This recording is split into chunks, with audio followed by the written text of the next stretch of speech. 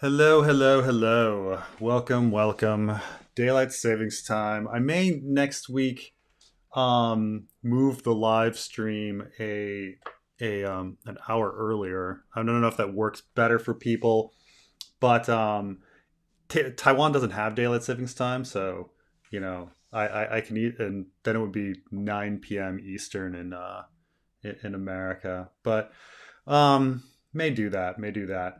Um so there were some jokes about now I was begged not to give too many spoilers on Andor, um, but we were discussing the sexual tension um, on Andor, which I don't think is much of a spoiler because nothing's really happened. But Andor is very funny in that there's sex. Like, this is Star Wars, and there's actually sex in Star Wars. Like, multiple characters have like sexual tension, and there's like, I mean, a character does have sex like in the first or second episode, and but you know just the kind of the sex relationships situation with Mon Mothma, with the waif, with between Andor and his fling, and his fling and her ex boyfriend,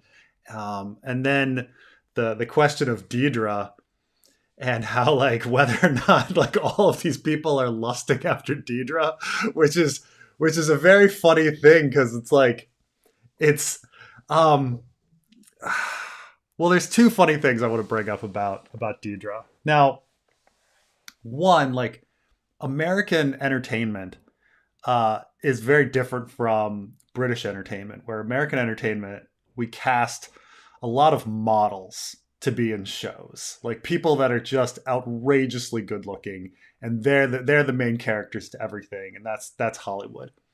Um, and what's kind of nice about British entertainment is that they cast people that are still good looking, but they're not models like in American entertainment. And so you get a different feeling when you watch a show. So, for example, you've got the British office and the American office, and the American office, like, both Jim and Pam are like really really good looking people. Like, if you knew them in real life, you'd be like, oh my gosh, they're like really, she's beautiful and he's a very handsome man.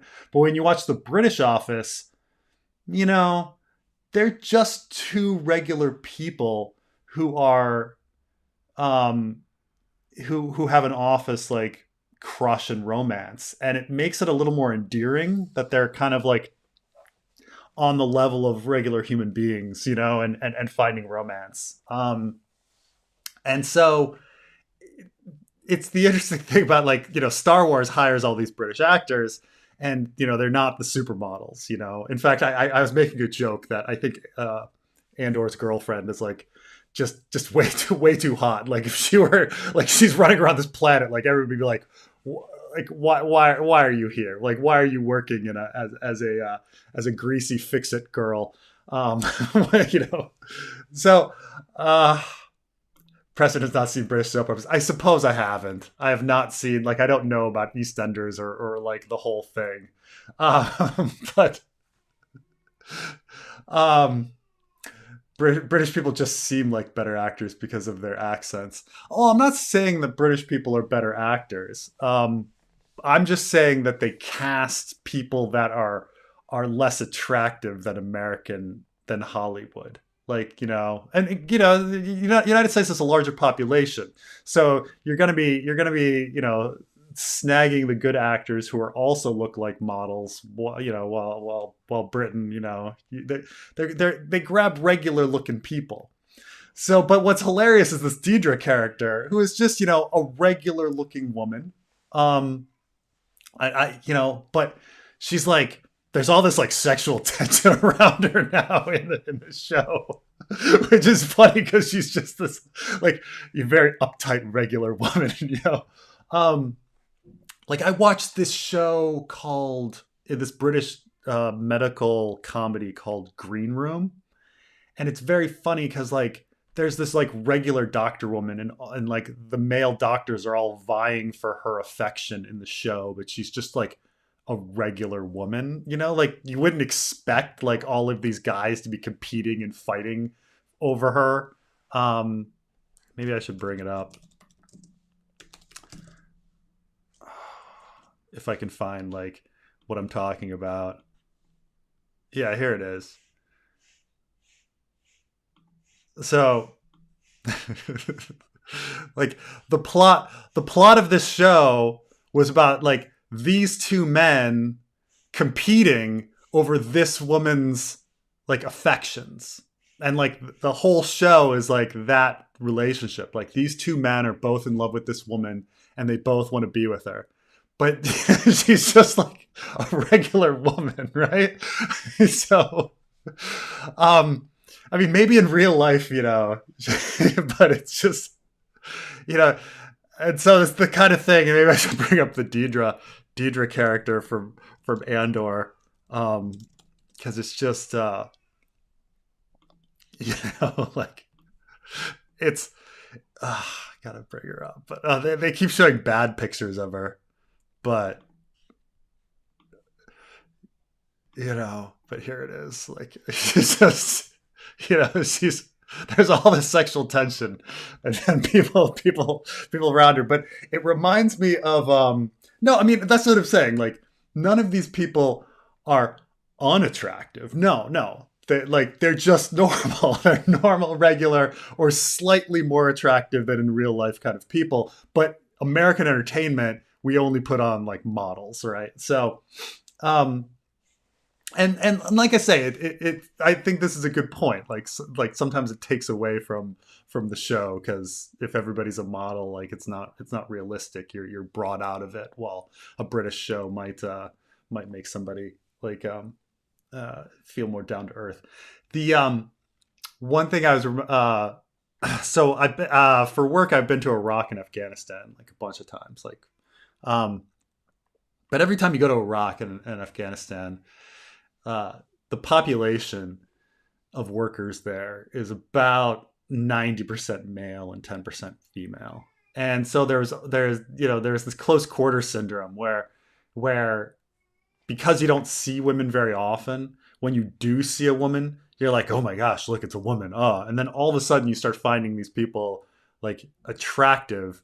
Um, and it's weird because also like because it's all men in Iraq and Afghanistan, like it was very sexually charged. Like the men would just talk about sex all the time, which is male environments, you know. It's kind of like one big locker room, right? Um, and so like, you know, someone like Deidra in Iraq would be like a yeah, as we call it, like she'd be like a Baghdad. She'd be like a Baghdad 8, you know, like you know, maybe back home she's like, you know, middle of the road 5, but she's like a Baghdad 8, you know, like people would be like, oh my god, like Deidra, she's so hot.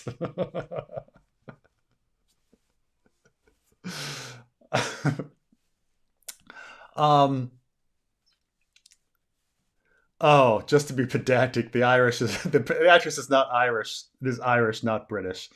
Um, the I always think it's funny that very few James Bonds have actually been British. Like Sean Connery is Scottish. George Lazenby was Australian. Roger Moore was British, and then Timothy Dalton was Welsh, and Pierce Brosnan was Irish.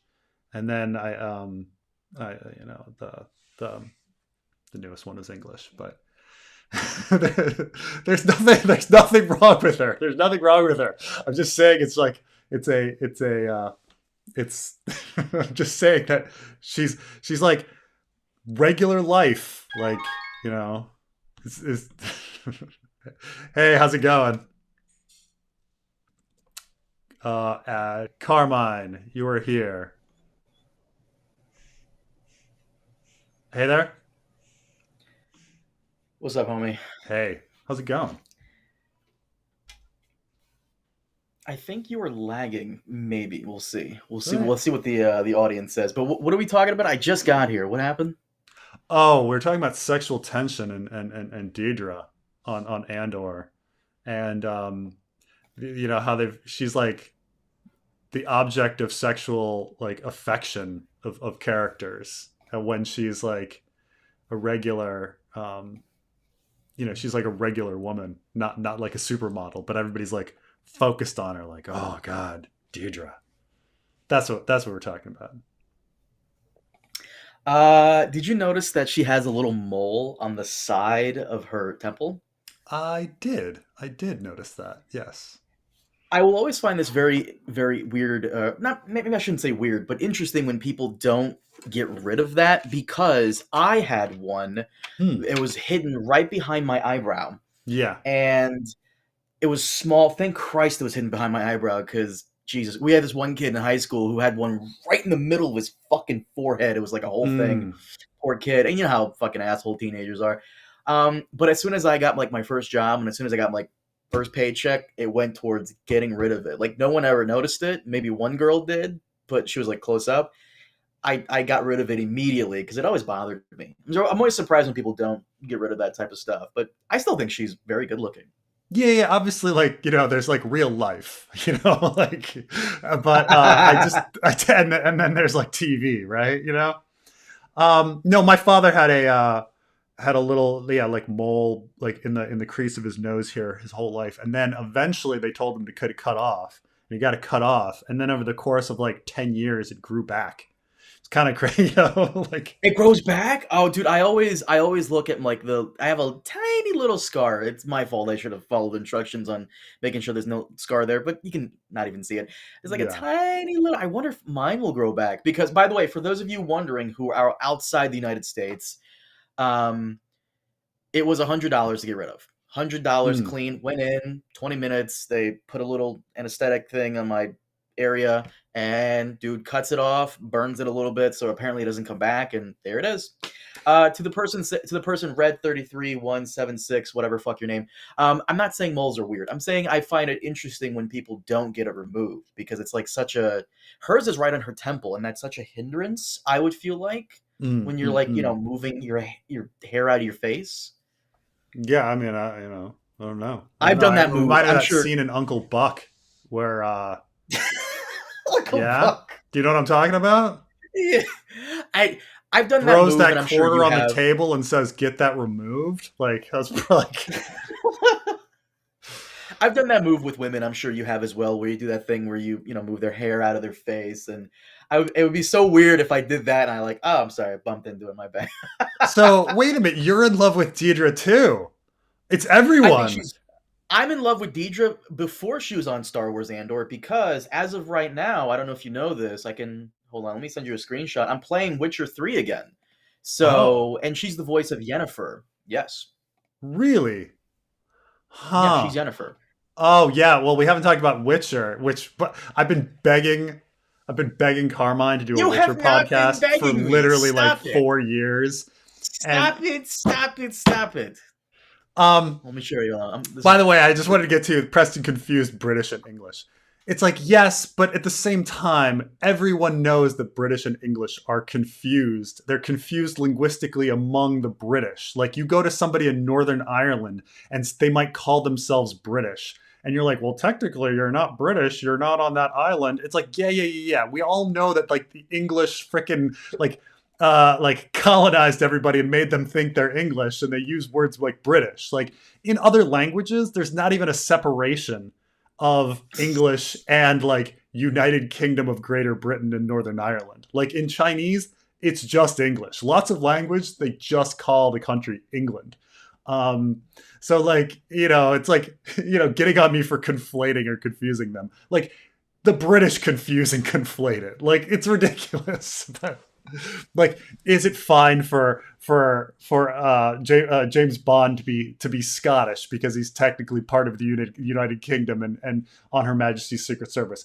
I guess, but at the same time, James Bond feels like he should be like super nationalistic and English, right? So like all these things, like like are like embodied in that like weirdness, but whatever. Let's move to the Isle of Man and don't have to deal with any of it. But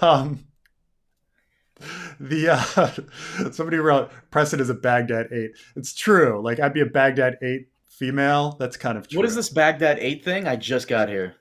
So, have you ever been in a like in an environment where like whether if you're like a camp counselor and like most of the camp counselors are men, but there's like 3 women, or you're in a job where it's like mostly men but like a minority women, and then all of a sudden, because of the close quarter syndrome and the fact that there's not many women around, you start finding the few women that are there attractive. I know what you mean. Yeah, You've never been in this situation, but I'm talking about like when I had to go and work in Baghdad in Afghanistan, like it was 90% male environment, and so the human mind shifts. Its perception of beauty shifts, and it's like that person is attractive now. Like even though you would never think about them as attractive. It goes the other way too. Like if Peace Corps, for example, is overwhelmingly female, but if you do the Peace Corps for people internationally, people that don't know, Peace Corps is a government sponsored volunteer program where they take they take Americans and they send them to developing countries to help with various development programs. Teaching them about HIV awareness, or teaching them how to farm better, agriculture, these sorts of things, tourism development, whatever. And so they usually send people away for 2 years on this volunteer program. They live in a village. That sort of thing appeals to women more.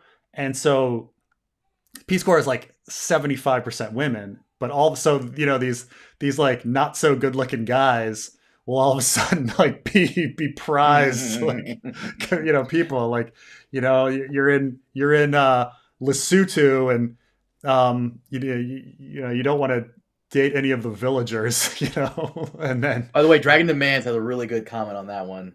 What's that? Super chat right above me. Egret isn't actually that pretty in the books, but when you haven't seen a woman in a year, this is a really good point. So there is so Egret is not supposed to be attractive. Now Rose Leslie is obviously beautiful, and she did a great job, but she doesn't look like Egret, But then again, like Jon Snow is not supposed to be that attractive either.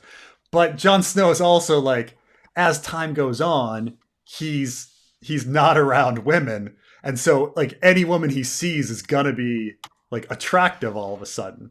And so, maybe Rose Leslie is how Jon in the show sees Egret, even though objectively speaking, like Egret wouldn't look like that. The same phenomenon happens with Val. The first time he meets Val, he doesn't really think about her, and then over time, he starts describing her as like the most beautiful woman in the world. Like you could actually like track Jon's like going nuts over Val over time and like how he describes it.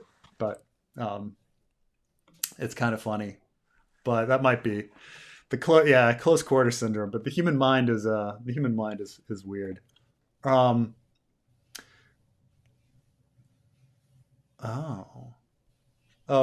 get to just because this is on the topic. In missionary work, we call that fence posting, when you fall in love with the only potential partner in sight, because missionaries are 90% female and the men all marry their local students. Oh yeah, I mean humans are just like Wait, that. they marry their local students? What is that? What do you mean? So a lot of times, when men and women do volunteer work abroad, women tend to not want to date locals as much as men, because women, this gets into stereotypes, but essentially like women are interested in how intelligent a man is, how funny a man is, his earning potentials, whether all of these things about his personality. And when you're dealing with like a villager who's not that educated, it's not that appealing to women. Well, men just care about who's hot, and so like if a villager's hot, he'll fucking marry her. Yo, Yeah, that makes so much sense. right. God damn, that makes sense. Yeah, Holy but shit. not that it Wow. doesn't happen. There are still some, there's still plenty of women in the Peace Corps and whatever who marry locals and such, or at least at least have their local boyfriend for 2 years and then go home and leave him high and dry. But like men do that too. But like it tends to be that like the men just are like, she's hot, whatever. That's all men care about. I mean, so, um, yeah, this is a big thing about like, when I lived in China, like the white women would complain that there was no one to date because the foreigners would date the locals, but they didn't like dating the locals because the locals weren't educated, so. Um, but yeah, some Wow, weird things. that's so fucking. I did never thought of it that way, but yeah, that's good shit. Okay. Yeah, yeah. Though when I was in the Middle East, it was more on a level playing field because you couldn't date the women because they were all kept inside. And if you wanted to date them, it was like marry her. That's your option. While the women could date a local, and the local was like, "Woohoo! I get to have sex because I can't do that anywhere else." So, um, uh, Matt asks, how early slash late on in Winds do you think Arya will return to Westeros? Do you see her story crossing with Brienne's nihilism meets existentialism?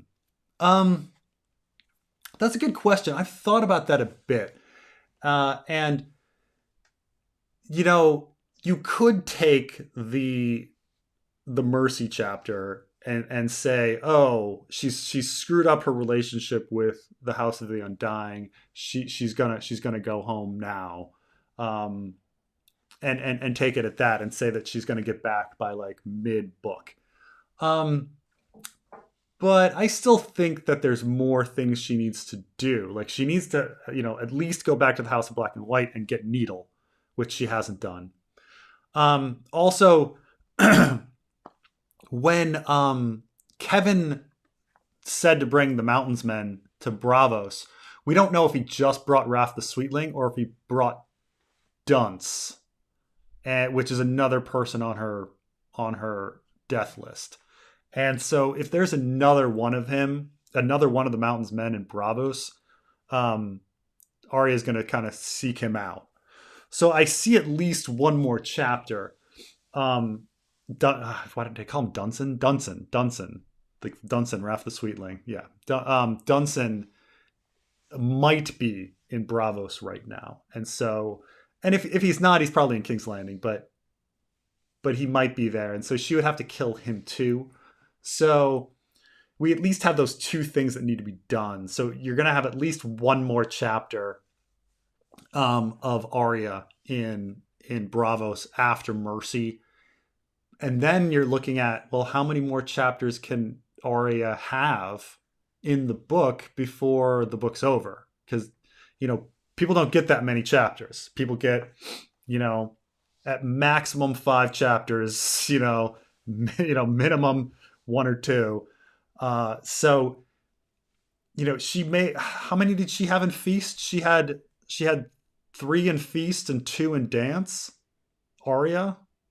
She had Arya 1, Arya 2, Cat of the Canals, and then she had Blind Beth and the Ugly Little Girl. Or is Blind Beth and Feast and Ugly Little Girl and Dance? But sometimes I forget.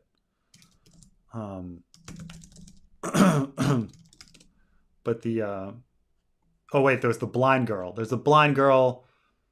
Oh, I called her Blind Beth. The Blind Girl, Cat of the Canals, Blind Girl, Ugly Little Girl, right? So she just has. Oh, the Blind Girl is in Dance. So it's Cat of the Canals is so she had 2 in Dance, 3 in Feast. So I mean, if she has one more chapter to deal with getting Needle and killing Dunson, um, then maybe her last chapter would be getting on a ship and going back, and then that would be the end of Wins for her. But that's it. Preston is a Peace Corps 11. Thank you. Someone told you to change your shirt more often because they see armpit sweat stains. I'm not even paying attention to that. Sometimes, no, I I get the armpit sweat stains sometimes. I don't think they're here today because it's a cool day in Taiwan. But oh, I guess I have. Do I have some here? I don't know. I guess so. You get all the talking. You get a little, you start sweating, but um, it happens to me every stream. Every stream, I'm like, oh man, they're gonna see my armpit sweat. The let's see here. Who is Arya's assigned target? I don't necessarily think she has an assigned target. They would have like with Mercy, that might have been a training situation, but I think personally that she was put there because they wanted her to screw up the meeting between Harry's fuck, it's been so fucking long, between the Master of Coin and Harris Swift. Harry Swift, yeah, and the bank. That it's just too much of a coincidence. Now, grant literature is all about coincidences and such, but it's just so much of a coincidence that she arrives at a place and there is somebody on her death list, and it's going to screw up this very important event in Westeros. Unless it was all planned by time traveling Bran or something, it makes it seem like that this was the mission of the house itself. Like they wanted to do that. By the way, you didn't answer Matt's other question about Arya's story crossing with Brienne's. Oh, maybe eventually. I don't see them crossing anytime soon, just because Brienne's got to deal with her Lady Stoneheart kind of stuff in the middle of the Riverlands. If Arya returns, maybe Nymeria would cross over with her. But if she returns, the idea would be right that she would go to Cersei because if Nymeria kills the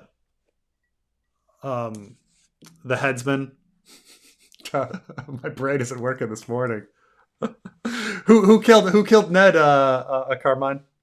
Ilan Payne. If she kills Ilan Payne with Nymeria, then the only people left on her list are like Queen Cersei, right, and the Mountain, and they're in King's Landing. So, she might, but it seems like she'd want to head to King's Landing. But then again, in the show, she wants to head to King's Landing to kill Cersei and then goes to Winterfell. So I don't know.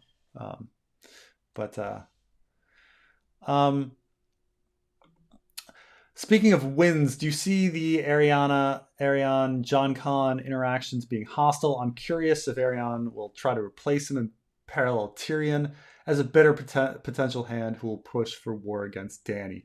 I don't think that'll happen anytime soon. I think what's going to happen is she's going to meet John Con. She's going to again try to use her feminine charms. It's going to be useless on him, and that's going to be funny. And then she's going to try to seduce Aegon and control Aegon in that respect.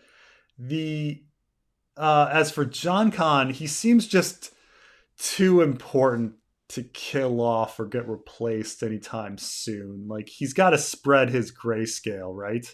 So he's got to kind of, we've got to see the grayscale eventually take over his body and kill him. That is a destiny that we're going to see, the slow progression of his grayscale. One thing that I think there's a Stephen King story about a Benjamin Button character who is de-aging. And I think he like dies before he even gets very young, which always annoyed me. Like, why would you kill off the character before like that point? Um, I think let me recheck this. Golden years. He's aging in reverse. He ends on the run from an operative. Huh. Maybe it was never. Maybe we never got to the port. At least Benjamin Button like goes into. He just does it just end with him like becoming a glowing ball or something rather than becoming like a fetus that needs to be put back into a woman. Always. But anyway, with John Con, like we're gonna see him all the way to the end with his grayscale, right? He's gotta like. What's the point at this point? Um, you got to see it all the way through. This is we were talking Carmine. We were talking about Baxter Stockman in Ninja Turtles. Ninja Turtles and Viserys, Mm-hmm. and how like every episode he would be less of himself, until he was Yeah. nothing. Like that's He was got to just be like a brain or something and yeah eyes. yeah. That's got to be that's got to be the end for John Con. We have to take it to that point. It's a Chekhov's gun, right? Chronologically, Mercy's our furthest point of view forward. That's true. So like even further on, like more Mercy chapters are going to be later than all sorts of stuff. So there's a lot there are a lot of adventures that she can have. He has 200 manuscript pages for Arya 2. It's only been 11 years. 75% done. 75% done on Arya. No, Arya 2, like my son was sick all week. And so I've been getting nothing done this week. But I sent him off to daycare today, only moderately sick.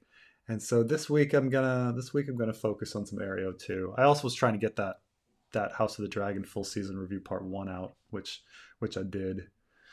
Carmine, did you watch my full season review? I haven't seen it yet. You uploaded it when? Yesterday. Oh, I didn't get the notification. I hate that shit. It does that sometimes. Did you include the thing about the Aaron? How it's always an Aaron that starts shit? I did throw that in. Nice. It's always an Aaron's death that starts shit. Yeah. No, I was like talking to Carmine, and then I'm finishing up my video, and he's like, "What are you writing?" And I was like, and I kind of like read a little bit to him, and he's like, "Oh, right, but also like it's an Aaron, and Aaron death always starts off the action." I was like, "Ah, fuck, you're right. I've got to put that in." By the way, real quick, since we're on the topic of Ice and Fire, can you upload that picture of George with Kevin? I was going to say Kevin Hart. Wow, with Kevin Smith, where he looks considerably thin. My man. I've been noticing put down this the for a Diet while, Coke. though. I've been noticing it for a while that George has been getting thinner. Hope there's nothing wrong with him, because that amount of weight loss, that's yeah. This is what's kind of funny is that the art that he uses to portray George in their like upcoming thing actually has George being fatter than George is in real life now. Let me see here. By the way, you may want to close out some programs. You sent me that picture on Facebook, right? Okay. Yes, sir. You may want to close out a few programs because you're cutting it out kind of sometimes. Okay. It's actually a tweet. All right. Okay. Well, here is like how he advertised it, right? You can see like George looking kind of big there in that picture, and then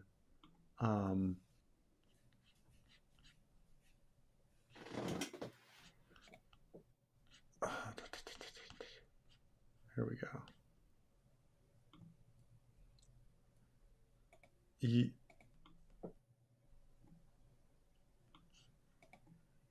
Here we go. And then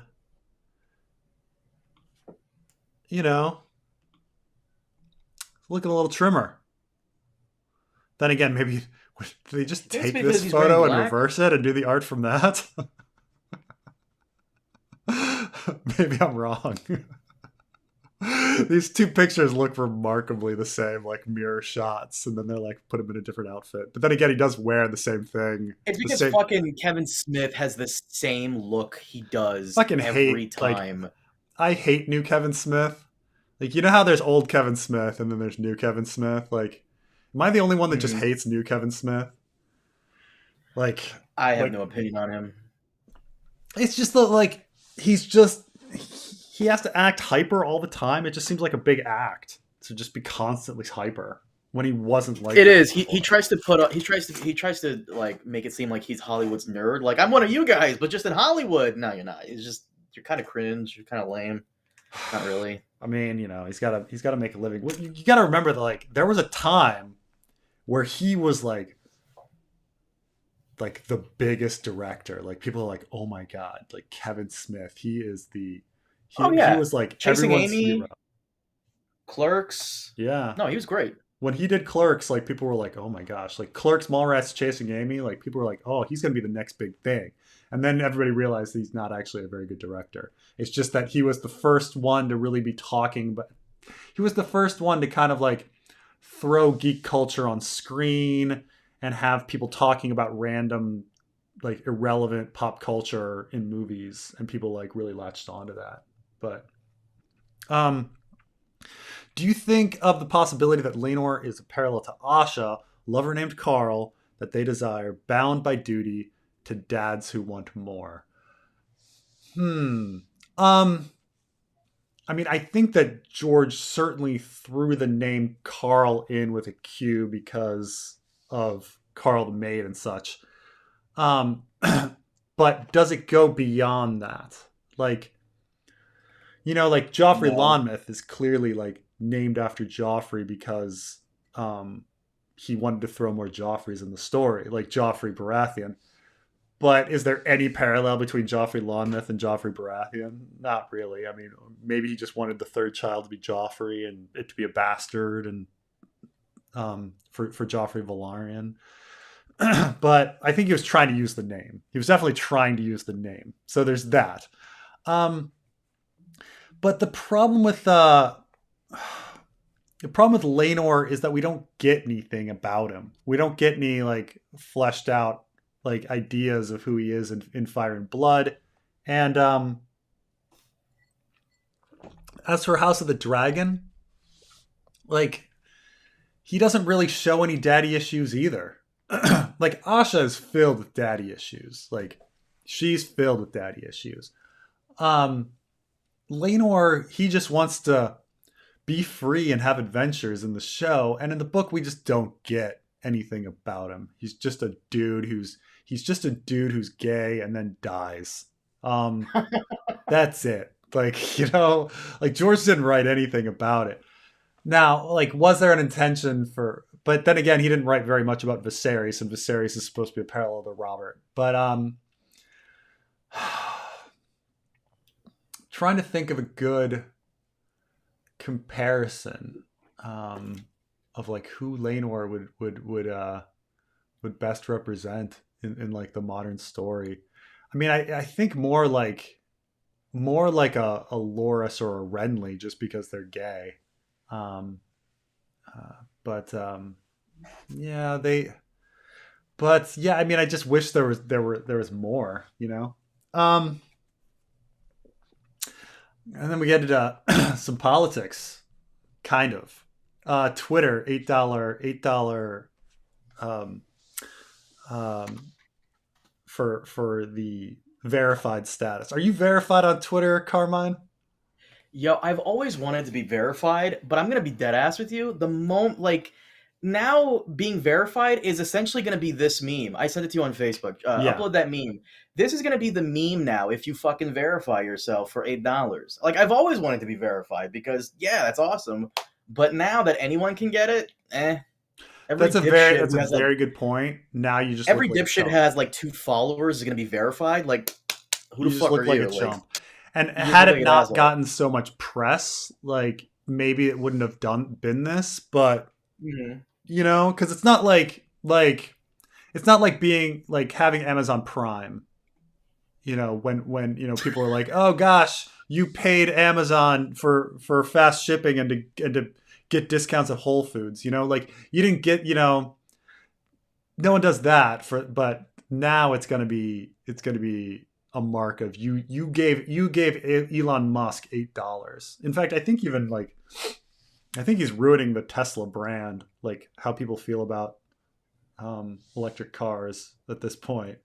I'll tell you what, I will give this asshole $8 if he can fix the bot problem. Because there is, I actually tweeted at him. Obviously, I don't think he's gonna read it. He's getting like 1,000 tweets every 2 seconds. But what I said to him No, was like, Elon Musk will definitely reply to your tweet. he will. I doubt that. I tweeted at him.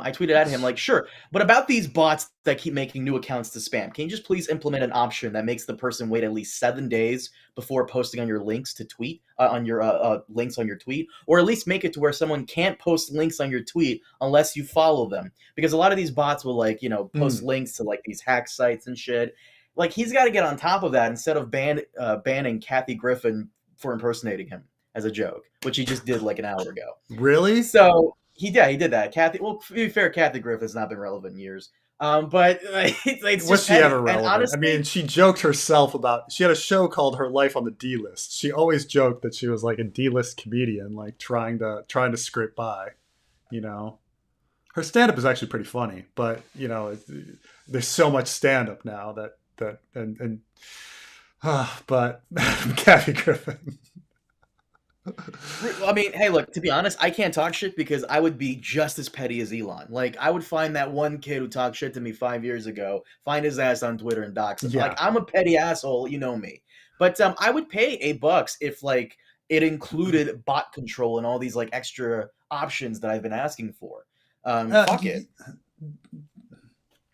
So I think one, like Twitter has passed its prime. I think already, like it was such a bad move to buy it, and obviously he didn't want to buy it. Like it's only been profitable for 2 years. He's not going to make it profitable. He paid way too much for it. Twitter is on its way out. I mean, maybe it's going to be a long way out. I mean, Facebook's been on the way out for years, and it's still limping along. But like we all kind of know that Facebook's done, but we still kind of still occasionally use it, right? Like that's Facebook, right? Twitter might be like that. It's just gonna slowly like limp.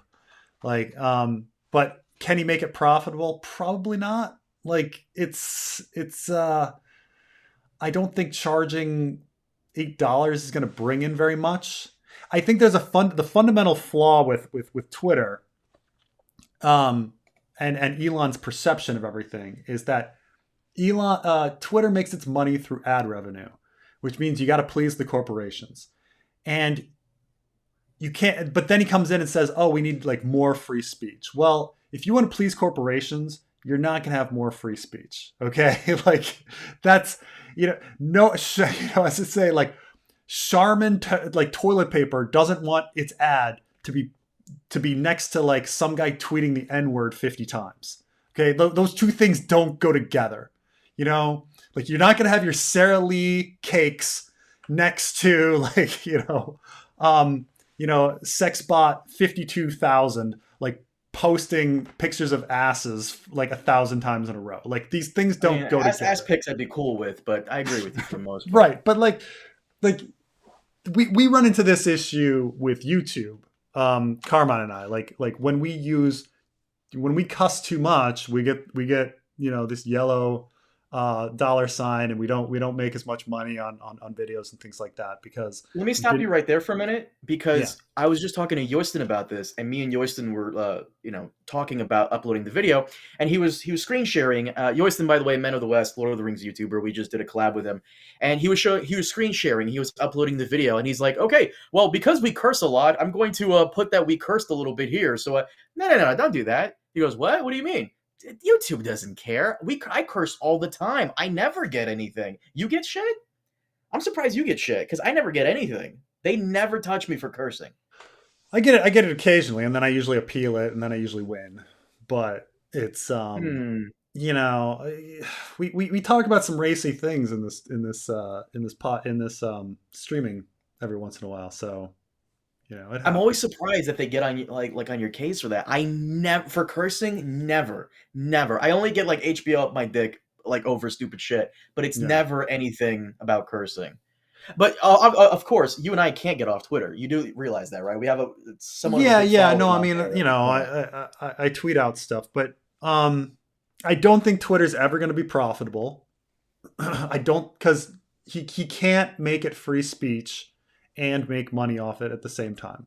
Like this is where people are fundamentally like not understanding like the concept of like private business and free speech. Like they don't go together. Like free, you know what, like free speech has to do with government intervention. And so if you want the government in there creating its own Twitter that would be the town square, that would be one thing. But Twitter is a private company that needs to make profits, that answers to shareholders. And so, you know, people people have these weird concepts of free speech. Like if somebody puts like a shitty comment on one of my videos, like, you know, like I'll sometimes delete it. I'm just like, this guy's a dick. I don't want this sitting there. Like, you know, if I happen to be there. And then some people will be like, man, you're deleting comments. What about free speech? And it's like, this is a private company and this is my fucking like channel. I can do whatever the fuck I want with it. Like there's no rules about like I'm not the government, you know? And so it's Also, really people don't understand this real quick. yeah. YouTube has a normal curse filter. So if you go in Preston's channel and you say like a racial slur, and you don't, and the comment disappears later on, YouTube did that. Preston didn't do That's that true. because That YouTube happens has a too. natural, yeah. So Yeah, but they do things like I once used the F word like literally speaking, like to mean a bundle of sticks in one of my videos and like got flagged, you know. hmm. So it's the Well, that's a slur. Like we'll get hit for slurs, but for saying fucking and but cunt and all but that, well, I I wasn't respect. using it as a slur, you know. Like I'm sure if you use the word that means if you I'm not even going to say it cuz I'll probably get flagged, but if you use the word that means, you know, cheap, that George R. R. Martin likes to use, Oh, he uh has that tattooed on himself. I know that. you will get flagged if you use that word, you know.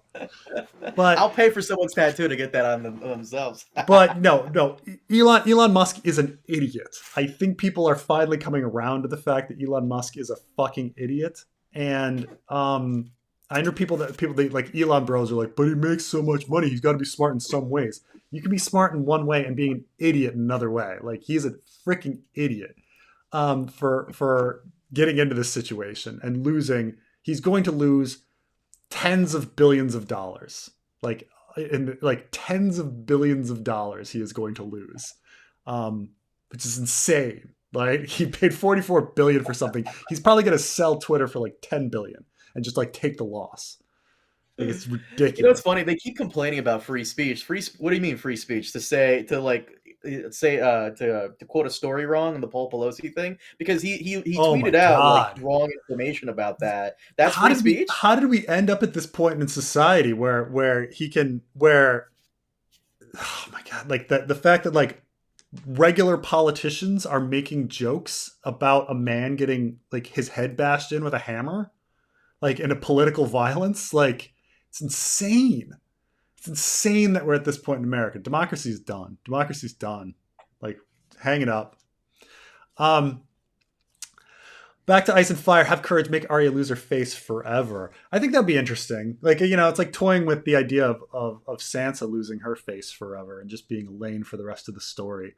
I think that'd be very, very interesting for Arya to never come back and to always be like somebody else the entire to be no one for the rest of his story. I think that's an interesting idea. You think Melisandre is tied to a glass candle in George's headcanon? If an idea is that the authors had, isn't that headcanon? We need a new term. No, I think that George had several methods to get to the same place with regards to um, uh, like visions and you know, he had the werewood net, which is paralleled over in the House of the Undying, and you know, clearly you've got this eternal life situation where there's visions and stuff like that. Like it's the exact same thing with the werewood net and the house of the undying. And then the idea that for a while glass candles were going to be the same thing, give people eternal life and allow visions and things like this and connect people together. I think it was just another hive mind that he was creating. And then there's the question of like, are looking into flames a hive mind? And I mean, it might also just be that that's where the glass candle is going through. But I think that maybe flames were just another hive mind, another place where people are giving out visions. But I don't know who's at the center of it. Like, who's sending Melisandre her visions? Is it just Bran? Balon Greyjoy stares into flames as well. Uh, Lazy Leo is looking at a candle. Littlefinger late at night has his candle on in his room, and things like that. Jon stares at a candle and loses time. So I don't know if I don't think it's a glass candle doing it because the glass candles weren't on yet, but it does seem to be that there's some sort of ability to channel stuff through fire, but we're not sure what the source is. Is it just a werewoods? Is it something else? I think it's something like that. Do you think that after A Song of Ice and Fire ends, George will stop writing about Game of Thrones lore, retire from writing, and/or focus on simple short fiction writing again? I think you're under the impression that George R. R. Martin is going to live until 150 years old. Like after A Song of Ice and Fire ends, A Song of Ice and Fire is never ending. He's never finishing. Like, that's just not happening. Carmine, what do you think? I hate these fucking discussions. You know this. No, because you've got to be like saying like, oh, someone's gonna die. Like, he's never finishing A Song of Ice and Fire. It's never happening. To be fair, we thought the same thing when it came to Berserk, and then Miura's friend stepped in with his assistant and finished that bitch. George has assistants. George has proteges. George has all these people friends he probably told the ending to. Maybe Dave and Dan know a lot of what's going to happen at the very end. All these people could team up together to help finish this story. So it's possible. Hopefully he's not a dick, because I keep hearing rumors that he's like, if I die, burn it all. Bro, really? Yeah, people say that stuff. Half the time it's true. Hopefully it's not true. Hopefully, people can. But no, I don't think George R. R. Martin's ever going to retire. He's gonna be like Stan Lee. They're gonna like. They're gonna work him to death. I mean, look. Put the timeline like this, okay? Let's just think about these things. Okay, he's what, 74 years old? 73? I don't know if he hit his birthday. 74 years old. Okay, so House of the Dragon is going for another 3 years at least, right? So that'll cover 4 or 5 years, because they're not even coming out every year. In that period of time, that he's going to be pressured to put out Fire and Blood Part 2, because some of the ending stuff might relate to that. Or if there is a Dunk and Egg series, he's going to be pushed into creating more Dunk and Egg stories, which actually gets into the next question a bit. And so the rest of his future, maybe he'll finish Winds of Winter. Maybe we'll get really lucky and he's going to finish Winds of Winter. But just looking that on the plate, like, the next 4 or 5, 6 years are going to be occupied. They're going to be occupied with Winds of Winter, more Dunk and Egg stories, and Fire and Blood Part 2. Because House of the Dragon is going to be, continuing on. They're going to want to push that. So that brings him up to like 80 years old. You think at that point he's going to be like, dream of spring. like at 80, like, it's just at 80 years old, like the average man who makes it to 60 lives until like 85, at 85, 86 years old. George, he's still pretty overweight. Um, it's just being realistic here. Like it's just he's never going to retire. He's never going to retire. He's never going to go short stories again. He's never going to get back to Avalon. He's never going to get Dream of Spring. Um, you There's know, another problem, by the way, that everyone keeps overlooking. When was the last time you saw Jack Nicholson in a movie? I mean, uh, was he last in The Departed? I love that film, by the way. I know you rag on it every now and then. I love that film. No, he was not last in The Departed. But the reason he hasn't really been in anything is because supposedly he has some memory issues going on. He's getting older. Hmm. He's 85, and that could happen to George. George could live to be 90, but if he's Yeah. forgetting how to wipe his own ass, I mean, it happens. Unfortunately, God forbid, knock on wood, Hmm. it happens. Happens to everyone. So, Happens to everyone. hmm Yeah. so there it is. Yeah. That's the thing is like even he's not going to be like just lacking the ability. It's just that real talk. Will we get more Dunk and Egg or rely on the show for more stories? Favorite characters in Dunk and Egg? I like Rohan Weber, and by the way, Mariel Lannister. I do like her. I actually like Damon Blackfyre the second quite a bit. I like Rohan Weber quite a bit. I like Eustace. I like Sir Eustace. He's a real like sad pathetic guy. Um, the and I kind of like Egg. I think Egg is he has little like nice little quips that are like very subtle. Um, you know here and there against Dunk. But yeah, I think if a Dunk and Egg show gets pushed forward, I think we might get She Wolves. I don't think we're gonna get anything past She Wolves because at that point, like I don't know if they would do like one story a season or whatever. But uh, at that point, like he's wrapped up 3-4 years of material, and then but maybe we'll get She Wolves. That's like outside chance, but I don't think we're going to get anything more than that. But if Duncan Egg does really well, would they have to finish it in the same way that D&D finished Game of Thrones? Probably something like that, you know. But I think that's probably the situation. I wouldn't hold my breath for anything more than She Wolves. Um, does the Maesters did the Maesters kill Aemma because she said this was her last pregnancy and he didn't want to risk the 50-50 chance of the baby being a girl or high chance to die? Um, I think that if we're going full Maester conspiracy, let's go like full in that they really, really want to end the Targaryens and all of this. Um, I think that if you're going full Maester conspiracy, then you're going to say, well, maybe a lot of her miscarriages and stillbirths and all of these were like the Maester's doing, and that like every time they're like, oh crap, we gotta make it so that he doesn't get a male heir. We gotta make it so he doesn't get a male heir.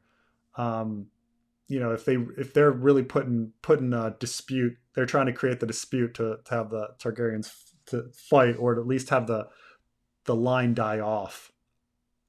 I think, yeah, I mean, you'd probably say that they killed the kids and killed Aemma, like it was all them. Um, so I mean, in for a penny, in for a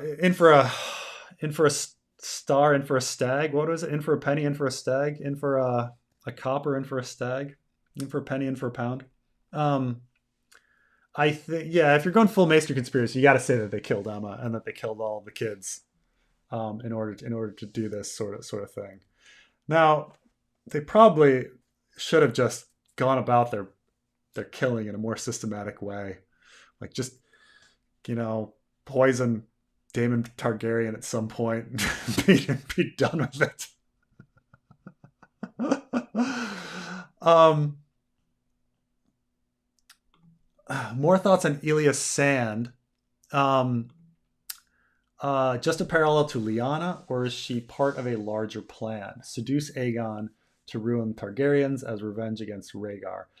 So Ellaria Sand is the first time that I really put some thought into whether or not Ellaria is faking it as being this nice woman. So when the Dornish story came out in Game of Thrones, everyone was kind of angry that Ellaria was the exact opposite of her book counterpart. You know, Ellaria in the book is like, no war, you guys are horrible, crying over the fact that that things are going forward. Um, while Ellaria in the show is just, you know, an absolute vengeance filled like ball of anger, right? And so a lot of people were really angry about this disservice. But then I was like, what if the show is actually right? Like this was actually George's plans. And there is something very suspicious about the Winds of Winter chapters and what's going on there. So like Ellaria kind of says, okay, war is coming, so I want to protect my kids. And so what does she do? She takes her eldest child, her eldest, and sends her off with Ariane to like into the middle of a war zone to go treat with John Con and Aegon. Like it's outrageous that a woman who thinks war is coming and wants to protect her children would do that.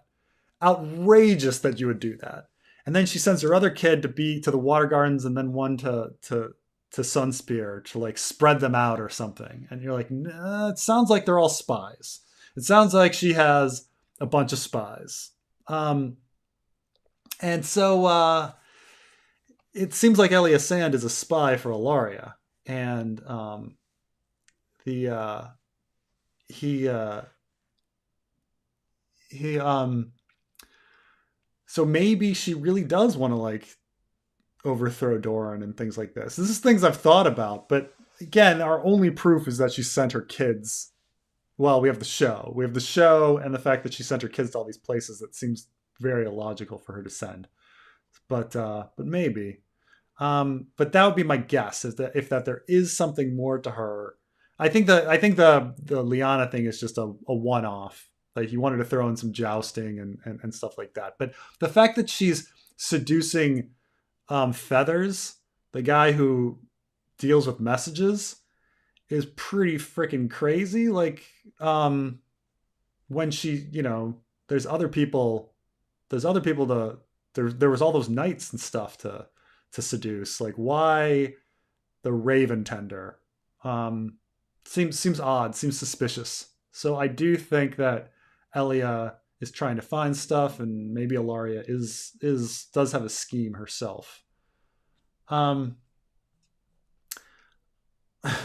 you a Kissinger fan? Is he popular in the State Department? He's not. He's as Secretary of States go. He's not very popular.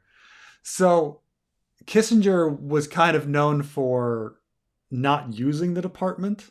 He kind of like just shut them off and acted as Nixon's advisor, but he didn't utilize any of the Foreign Service officers or anything like that. He just kind of went off blind. And some people argue that, well, you know, their dealings with China went as well as anyone could expect. But you know, no one really like considers Kissinger a great Secretary of State. Like he just was an advisor to Nixon. He wasn't managing the department, and he was just kind of doing his own thing. So He's still alive, by the way. I did not realize that. Yeah. Holy shit, 99 years old. Fuck. Yeah, I mean, also like most State Department people are about, you know, diplomacy and things being gentle, and Kissinger was rather blunt in a lot of his dealings, and so it's not how most people like go forward with their diplomacy. He's not. You know, like there's different State Department secretaries who are like worshipped, like Dean Acheson and stuff like that. And um, he, Kissinger is not one that's really thought of highly. You know, the will Dorne get a bigger role in House of the Dragon, or will it be ignored? I think it's probably going to be ignored, right? They do have a small role in the Stepstones like war coming back, but even the Stepstones are only kind of mentioned again when with the ship that carries Aegon the Third and Viserys the Second. Like that's their only like real role going forward. Um, the foreign powers. Kinda. Yeah. Yeah, they have, unless it really depends on how House of the Dragon wants to go forward, because I don't know how many seasons they're going to last. If anything, Dorne could appear in season 4 if they decide to adapt Alan Oakenfist's story, because That's isn't true. his Yeah. lover is the princess of Dorne. So That's true. That's true. Way down the line, if you get but they have to introduce these characters and then shift everything. Well, I mean, I guess they've no problem doing that, like introducing characters and then shifting the entire focus. Like, you know, yeah, guess they're used to that kind of stuff. But it's House of the Dragon is kind of interesting in that it went from these huge jumps to all of a sudden like 3 episodes taking place over the course of 2 days, right? And it feels like the next season, because it is going to be time wise at least slowing down. Uh, you know, even though the dance takes place over the course of a good year, but still, it's going to feel really short. Like we need to march this army this way, this place, and then that army's going to be there because that's the way armies march in Game of Thrones. you know, uh, but yeah, I we'll see. I mean, I'd love to see. I love me some Dorne. I do. Even as much as people hate the Dorne storyline in Game of Thrones, I still loved the costumes and the refreshing new environment and it just being different. As ridiculous as the Dorne story was and everything, but how do you feel about Dorne, Carmine? eh. Yeah, yeah, It's fine. yeah. yeah. It's fine. Way behind here. Do you think George was directly referring to Memory, Sorrow, and Thorn when he said uh, the others were the Sidheb but ice? Makes more sense than mythological ones.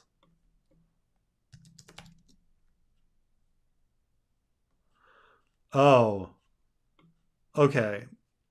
So like Sid had like an underground fort or palace in which fairies and Gaelic folklore are held to live. Um,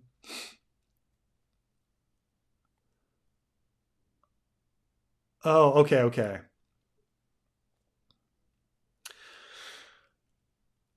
So I was actually not familiar with this word, but and I'm probably not pronouncing it right, but Saidhe is this underground fort or palace for fairies. George is obsessed with like underground lairs where everybody kind of lives. All through his short stories, he has these sorts of things. Um, Beauty and the Beast, his like television program, like has this entire community of people called the Children living in the tunnels underneath the city. Um, and so he's definitely like he loves him some Fraggle Rock. So clearly the Children of the Forest are kind of based on this kind of idea of these underground fairies like living in these like tunnels and such. But he actually said that the others were the same thing but with ice. Yeah, that makes sense as well. Like um I imagine that the others are hive minded. They seem to act with very good coordination at the Fist of the First Men. Um so I think in the same sense as like the House of the Undying is a hive mind, the werewood net is a hive mind, and in a sense the maesters and their knowledge and the citadel is a hive mind. I think that the others as well um, are a hive mind as well, and that I think they probably have a very long memory. Even if one other dies, like the rest of them survive, so the institutional knowledge is like kept on. Um, Probably even more than just institutional. We use the term institutional knowledge as this kind of abstract thing, like in the workplace. Like we'll we'll talk about how like if too many people leave, like quit at once, the institutional knowledge is lost. Um, while like uh, but that's very abstract. I think the others, it's more literal, like their brains are connected and the knowledge probably is all there. um but the but um but yeah, I think he is. No, see, now you're mentioning the thorn thing, which makes me think of like runes and stuff, but because he has that. But yeah, he's got all sorts of different ideas about memory and consciousness and existence, existing outside of the brain and stuff like that, and existing in different forms. Um, Memory, Sorrow, and Thorn is by Tad Williams. Plot takes place. Several humans, elf-like immortals known as the Scythi, dwarf-like mountain dwellers. Oh yeah, okay. Yeah, I mean, I think probably. Gotcha. um, I mean, I think he was probably okay. Now I'm understanding the full question. Okay, so this book by Tad Williams um, is also going to be based on the Gaelic mythology, and so it becomes kind of a fantasy trope groupthink, I think. So I think probably what happens is that George like knows something as a fantasy um, groupthink, like even dwarves underground in their caverns. And then he takes from that, but he kind of recognizes where it all comes from. So he's probably referring to both in a way. It's kind of like when we talk about like Maester conspiracies, like Maester conspiracies. Is it a direct homage to Dune with the Bene Gesserit conspiracies, or does it just become this like fantasy sci-fi trope at one point, and you're just putting in that fantasy sci-fi trope? I think it's become a fantasy sci-fi trope, and he kind of recognizes like maybe where it first came from. Um, but I think that's what's really going on. Like it doesn't necessarily come from one place specifically. It's just at some point a big trope that everybody's doing.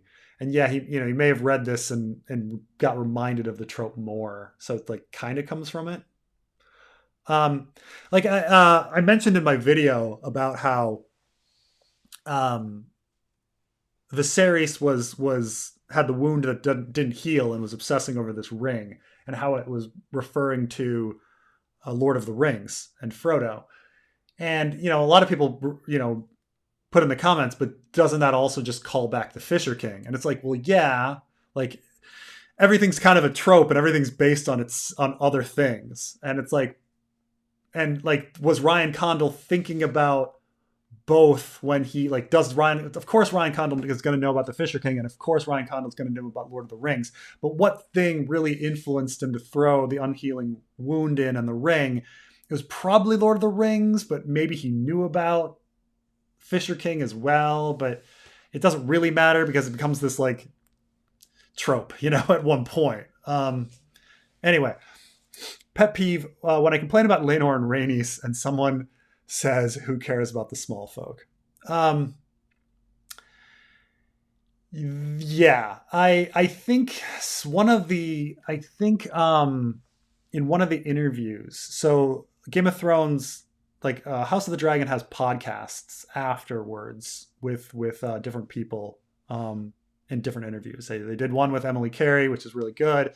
They did one with Olivia Cook, which is really good. And they've done Ryan Condal's. I wouldn't recommend because he just says the same stuff that he said in a million interviews. So I wouldn't bother like listening to that one. But wait, you actually listen to those? The official Game of Thrones podcast? I haven't listened to them all, but I listened to the Emily Carey one and the Olivia Cook one, and they were because I wanted to know specifically about how much information was passed between the younger actors and the older actors for Alicent and Rhaenyra.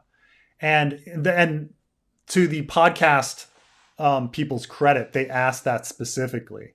Like the podcast people were like, dude, everybody's been like wondering if Rhaenyra and Alicent have like a lesbian thing going on.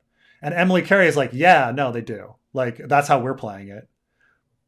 But then when they asked the same question to Olivia Cook, and Olivia Cook's like, no, I don't know what you're talking about. Like, we didn't really trade notes. Like, it's not like we didn't talk, but like, we saw each other in the hall, but we didn't trade notes. Like, it would be also really weird for one actor to go to another actor and be like, well, how are you doing it? Like, can I steal your stuff? Like, it just didn't feel right with the relationship. She was saying. So the reason that there feels like there's a disconnect between the younger actors' portrayals and the older actor portrayals is because there was two different like people that didn't communicate doing their interpretation of characters, you know? And so I wanted to know about that. So I listened to the podcast, and I think they're both of them are really, they're worth it. But like the podcasts are structured where the first 30 minutes, the podcasters talk about the show. And then the last 30 minutes is the interview. Jump to the interview. Like, jump to the interviews. It is fucking crazy how many people really hate any symbolism of like LGBTQ, like in the story between characters they like. I posted a meme on my channel or on my community tab about like, you know, the recent meme this year for Halloween was like the Halloween costume meme. I posted something like that 2 weeks ago. And, you know, the really good friends meme, the really good friends costume is just, you know, the two younger actresses. And people in that comment section, holy shit, guys, chill the fuck out. People were not having it. They do not like the whole lesbian thing between young Alicent and young Rhaenyra. They do not like that. I don't know why. Who cares? I mean, but it's just there. But they, you know, both Emily Carey and Olivia Cook had slightly different interpretations of it. But they kind of admitted the same thing. But at the same time, like, Emily Carey leaned into it while Olivia Cook wasn't really thinking about it. Like, once it was brought up to Olivia Cook, she's like, oh yeah, I could see that. But she's already filmed the episodes. Like, she's like, oh yeah, no, that works, and I understand that. But she's already filmed the episodes at this point. So essentially the idea that Emily Carey was talking about was, and keep in mind, Emily Carey's gay, that when you're young... What? Oh, you didn't know Emily Carey was gay? Emily Carey's gay? I know she doesn't shave her armpits, but Emily Carey's gay? Emily Carey's gay. No, what?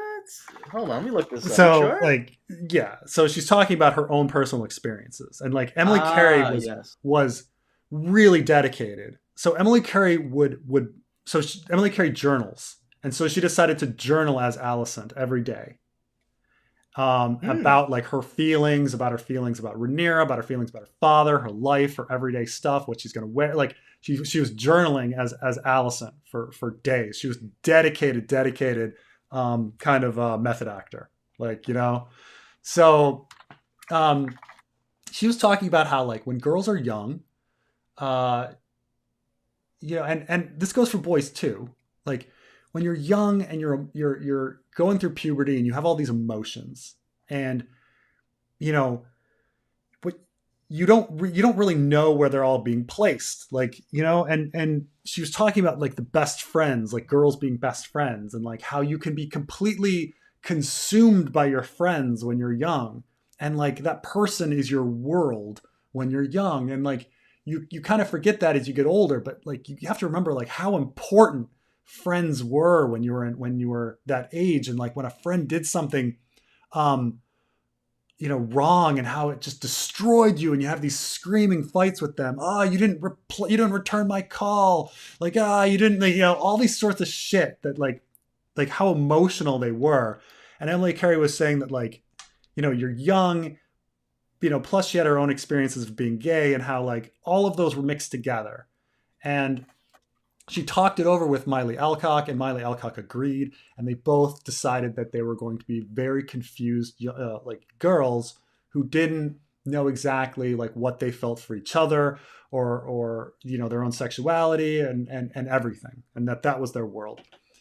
And so this was brought up with Olivia Cooke, and Olivia Cooke's like, "Oh yeah, no, I totally remember that time. I know what they're talking about." But yeah, I didn't talk to Emily about that. Like, like she understood it. She's like, yeah, I remember being young, and I remember being a girl and having confused feelings, and friendship being this like huge thing when you're like 14, but that's, she didn't think about that when she was portraying like adult Alicent. Good on them. The fact that she journaled as like good on her. Oh Like yeah, I no, love that that's why I say dedication. like some of the interviews are great. No, Emily Carey is like fucking dedicated, Good on like her. method actor. But of course, we talked about this before about like method acting versus like people that just like the Michael Caine method of like, I'm going to move my face. Um, so so it's yeah. So but the question was getting back to the question, because this went off on a tangent. Um, what is like, where did the who cares about the small folk line is? I think in one of the interviews, one of the writers, I think the podcasters who are by the way very good at what they do. It's just, I can't, my You're so attention span nice. Wow. is just, my attention span is I can't go through like 30-40 minutes of other people talking about like House of the Dragon without being like, no, let's get to the good stuff. Um, but they straight up like asked the writer like, whoa, that's pretty crazy that like she killed all of those people. Um, and she said like, oh, the writer laughed and was like, well, who cares about the small folk? And they actually also, the podcasters brought up the guy who was killed and put in Laenor's place. They brought that up too. They're like, yeah, we feel bad for that guy. That guy got up in the morning, went to work, wasn't expecting anything, and then just and gets his neck snapped. And you're like, yeah. So the and I see now I feel bad for like saying like I didn't want to listen to, like they're actually very good, and they were asking all the right questions, which is why the interview parts of those podcasts are pretty good. Um, but yeah, they one of the writers said like, who cares about the small folk? So I think a lot of people have been mimicking that as a joke, um, which I let's be honest, it was like Rhaenys breaking through the floor and killing all those small folk, and Rhaenyra killing that dude. I mean, those are really big mistakes. Those are really bad mistakes that like really hurt the show. Like really, really hurt the show. Um, Rhaenyra it's killing that guy, whatever. But Rhaenys coming up from the ground, like that's just so dumb. It was just it's that rule of cool I told you about when we did the yeah. podcast with, I think, Trey. Rule of cool makes no sense, but it looks cool. No, I mean, I think there's the show is so great, and then these things that just ruin it. Like I say, the joust, Joffrey Lonmouth getting murdered. You really The hate that joust scene. Holy shit, you Oh my really hate god, it. it's just pointless. And yeah, Joffrey Lonmouth's murder, the neck snapping of that guy. Like, I don't mind the body swap or what. Well, I mean, I think there's stupid logic to it. Like, let's scare Alicent, and then it's never brought up again by Alicent. Like, it's brought up by Rhaenys and Corlys, the last people you'd want to think and like make you think that you'd want to kill their son. But it's not brought, like, Alicent doesn't care. Like, I don't think Rhaenyra would do anything like that. Oh, okay. Well, why the hell did I kill a person? Like, what the hell? But that was horrible because it just changes her character so much. Like, if you eliminated her murdering that guy, what has Rhaenyra done that's been that bad? You know? She's pure, other than murdering that guy. Well, I would say that like forcing her sons into arranged marriages when she hated arranged marriages is a little weird. But like she murdered a guy. Like it's really hard. Same with Rhaenys. Like she murdered all of those people. It's really hard to get over that. It's a big plot point. Like the character's a murderer now. I don't know. Like I don't know. I'm trying to like think of an analogy. Like imagine if like in season 5 of Friends, like Phoebe kills a man. Like, or did that happen? Doesn't that change the way you'd see the character? I guess. Well, to be fair, Phoebe's Phoebe, so if she killed a guy, I mean, yeah. Well, then take a show you really like take like Breaking Better Call Saul. Like, does Saul ever murder anybody like straight up? Not indirectly. Yeah. So I mean, I'm sorry, not directly. Maybe but if he did kill sure. somebody, wouldn't that change the way you feel about the character? Not really. Saul's a piece of shit, but I know what you mean. Fair enough. Fair enough. Maybe I chose a bad one. Afraid Elon didn't buy Twitter to run it, but to destroy it. For its faults, it helps people organize. Maybe he's being paid to filter labor movements. You know, when people do things that are big and mysterious and stupid, everybody immediately is like, wait, maybe it's not stupid. Maybe it's 4D chess. And it's like, no, like it was just stupid. He didn't want to buy Twitter. He tried to get out of it. He got roped into it legally. He was forced to do it. I mean, I think he will destroy Twitter, or maybe not completely, but I think he's going to maim it quite a bit, and he's going to lose billions and billions of dollars. It's in his best interest for it to succeed, and he's not going to be able to make it succeed. It was just a really dumb move. He's acting like an idiot. He's, I guess a fool and his money are soon parted. But it's some people really like Twitter for its like for its news organization and things like that. You can just like choose the reporters you like, and then all of a sudden their tweets come up, and now you don't need to read the news anymore. You have everything you need to know and stuff like that. But there's other social media out there, other things that will replace it. It's just, I mean, if you can't do the basic thing of like, what's wrong with Twitter? Twitter has bots. Like as Carmine said, like if you get rid of the bots, like just get rid of the freaking bots. I don't know. If he can't do that, then what can he do? Like it's not like I look at Twitter and go, you know what this needs? It needs more N-word. Like no one like the only right wingers said that, right? Only right wingers are like, if only my favorite N-word using troll hadn't been banned. Why isn't he? Oh, Twitter! Like, God. Honestly, that's what I use it for information. That's how I found out about Westworld, through Twitter. So yeah, it's true. It's great. It's great for news. It's great for news. But it's really like it's not really Twitter doing it, right?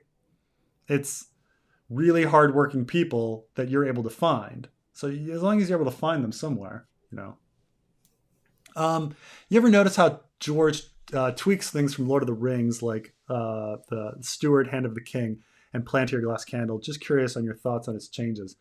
Yeah, I mean that's how most creativity works. Is everything's kind of a tweak. Most people actually write songs by taking some other song and then just kind of changing the notes around. And I think somebody called out Selena Gomez once for like ripping off a Elvis Costello song. And Elvis Costello like goes on Twitter and is like, no, that's actually a ripoff of me ripping off this other song. She's doing great. She's doing great work, which I thought was really funny. But everything bases itself on something else. And yeah, George is obviously taking so much from Lord of the Rings and general fantasy stuff. I mean, once I started reading Wheel of Time, I was like, oh, he takes a lot from Wheel of Time. He takes a lot from Dune. He takes a lot from Conan the Barbarian. He takes a lot from Michael Moorcock and Elrond and Elric, not Elrond, Elric, and all sorts of stuff. So he kind of takes a good idea, and then he steals pretty readily and easily. So it's I think he's taking things that are just kind of tropes at this point, and then playing off of them and making them kind of darker, and grittier and more realistic. I think a lot of times he'll take something fantasy and then try to make it sci-fi, but a lot of people think I'm reading into it too much. But to take something like the Palantir from Lord of the Rings, and just like, well, we have these in real life. They're these community telephones, make them into glass candles, and be like, oh, telepathic telephones or whatever. So I think it's a bit of that. Maybe Obsidian is silicon. But I think that's how most creativity works. Is you're just taking things and just tweaking it a little bit, making it a little better. Keep in mind that like Facebook wasn't revolutionary. Okay, Facebook was a copy of Friendster and MySpace. I'm sure there's things before Twitter, but I think there's a something called the first follower, and how like the first person isn't necessarily the most important person. It's the first follower who like organizes other people to get into something and like do it right. Like that's a great idea, but it's a little crazy. I'm gonna take it and make it a little better. Flame being plasma as a state of matter. Others might be ice or exotic state of water. Maybe glass candles are actually frozen fire. Fits perfect conductors and insulator theory. Entropy. Yeah, I hope it's something weird like that. So what Ross is talking about is once somebody asked me about like what's the nature of the others and stuff like that, and why would obsidian like cause them to disintegrate. And I kind of had this idea that, and it's very not well formed, but like a semiconductor changes its conductivity based on like cold and heat. So the colder a semiconductor is, it's a perfect conductor. Is that correct? And so this idea is that if you shoved a semiconductor, you shoved the conductor into the White Walker others like bodysuit and pierced it, then like it would cause it to electrically malfunction, and they would like change their state of matter and then like become steam and whatever. Like there was a lot of like complicated like science going on, but fundamentally it was just short circuiting the whole thing by shoving in a semiconductor. It's very, I've actually like asked like some scientists about this, and they're like, I don't know where you're going with this. I'm just like, I don't know. There's something. There seems to be something there with the fact that like, this obsidian is silicon, and silicon is semiconductor, right? And they're like, I guess, but this is what I was going with. So maybe the others are in some sort of weird different state of matter that's being kept, because there's issues about like through pressure and stuff like that where you can change states of matter at different temperatures too. So I don't know. I don't think we'll ever know, but this was my sci-fi explanation for like why the others like melt when obsidian is jammed into them, is that they're wearing some sort of like technological like refrigeration suit that's short circuiting when a semiconductor is shoved in there. Is it? So thoughts on Tower of Joy? Was Wyla there? Did anyone else survive? So I've this is an old classic. So there was this there's a lot of things weird and wrong about the Tower of Joy. So the idea is that when we see it in Game of Thrones, it's like Ned by himself, right? Like running up to this tower. Maybe Howland Reed's there. And that they're in the middle of nowhere, and she's given birth in this tower, and it's like, why? Why would you be in the middle of nowhere giving birth in a tower? Like, it's just silly. Um, and so, this idea, well, there would have to be like wet nurses, right? And maybe a maester, at least wet nurses, midwives, like, wouldn't they be there to take care of people? So it's certainly possible that Wyla was there as some sort of midwife, or wet nurse. And then there is a question of how did Ned feed this baby walking all the way from the Tower of Joy to Starfall. And there is this weird line at the beginning of Game of Thrones where they get the pups in the snow, and Robb is like, if I dip milk into a towel, we can feed these pups. And I was like, oh, are they saying that Ned like dipped milk into a towel and like fed a baby that way? Like for where did he get all this milk? Like what was he was traveling with milk in the middle? Was he yeah, did he find farmers and like ask them for milk? There's all these like weird questions, right? Like, well, you need to eat. The baby needs to feed. How is it being done? Like, if Ned finds some milk, if he finds some goat or something, maybe he can like do this towel method, maybe. But it's really weird. That Robb like randomly brings up at the beginning of a Game of Thrones.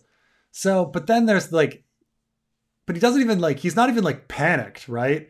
It's not like it's like, holy crap, baby, gotta go get to civilization to feed this thing. He spends the time to tear down the tower and build cairns, like build like piles of rocks on top of like bodies, which seems like it would take a lot of people to like bring down a tower, like tear down a tower. And why is he tearing? Like, why are you bothering like tearing down a tower? Which made me think like maybe there was wildfire in the tower, and like Rhaegar was doing some sort of like sacrificial burning kind of things. Like, there's all these like very simple questions that once you sort of ask, you go, what the fuck is going on, right? Like, why is he tearing down a tower when he's got a baby? like this, dude, they could wait. It could wait, And if he, like, why did he only bring Lyanna's bones home when like everybody else's bones weren't brought? Like, if he had helped bring down a tower, couldn't he bring the bodies? Like, none of it makes sense. Like, and it's not like the community hasn't been like thinking about this for freaking 20 years, like talking about the plot holes of the Tower of Joy and how none of it makes sense. Like, it's a ridiculous premise that you'd find your sister giving birth to a tower in the middle of nowhere, and that you'd take the baby and be fine, but bring down a tower and fight these Kingsguard in the middle of nowhere. Like, the whole thing is idiotic. Like, the whole thing is absolutely idiotic. And to make it work, like, changes the entire atmosphere of like the scene. Like, because it's impossible that he didn't have like a whole crew of people with him. But if he has a whole crew of people with him, why is he fighting Kingsguard one-on-one? And, like, because he's taking down a tower. Why is he taking down a tower if... So I guess there has to be a wet nurse there. So I guess Wyla is there. But the whole thing is maddening to think about. It's maddening to think about because it's really just silly. The whole thing is silly. Carmine, thoughts on the Tower of Joy? I thought it was great because I like Game of Thrones, unlike you. Sorry, dude. I think somebody recently posted, this is very funny. They posted on my last video my full season review. I got this message that said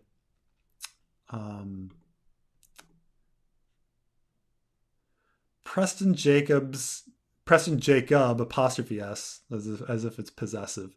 Preston Jacobs gotta have the most sad and miserable life because I've never heard a more negative and pessimistic incel in my life. You're like, Did he call you an incel? What was that? I'm married with 2 kids. I don't. I don't. I don't think this person knows what that means. I don't know. I don't know.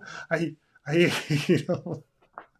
By the way, scroll up real quick above Ron, just a tad. Where are there? They are right there. Stop. Art Spear Entertainment. Can you take a gander at their profile? Oh, you need to add How I'd Fix Game of Thrones Part 2 to the end of your season 7 playlist. Thanks for your vids. You should probably see if you can click on their, because I don't know if you can do that on the program you're using, but you should give a copy paste that and check them out. They're a fan of yours, and I always find these things really interesting whenever they pop up on my end. Whoa. Oh, because it's like, who is Art Spear Entertainment? They're a YouTube channel. Check them out. Yeah. Okay, they're pretty big. I always find that like super super insane whenever like something like that happens. When someone like that comments on one of my videos, I'm like, oh damn, you're watching my stuff. Sorry to hear that. But no, there you go. Yeah, 2 million channel was a fan. Nice. Yeah. Well, thanks for watching Art Spear Entertainment. But yeah, I'll fix these playlists. How many characters are there besides Bloodraven? That when you first said them, I immediately hit the ban, and then I was like, "Oh, they're not doing," because usually you bring up stuff, and I was like, "No, I don't want to ban them." Because usually you're like, dude. I was like, "Oh, really? There's someone I need to ban?" No, they're fine.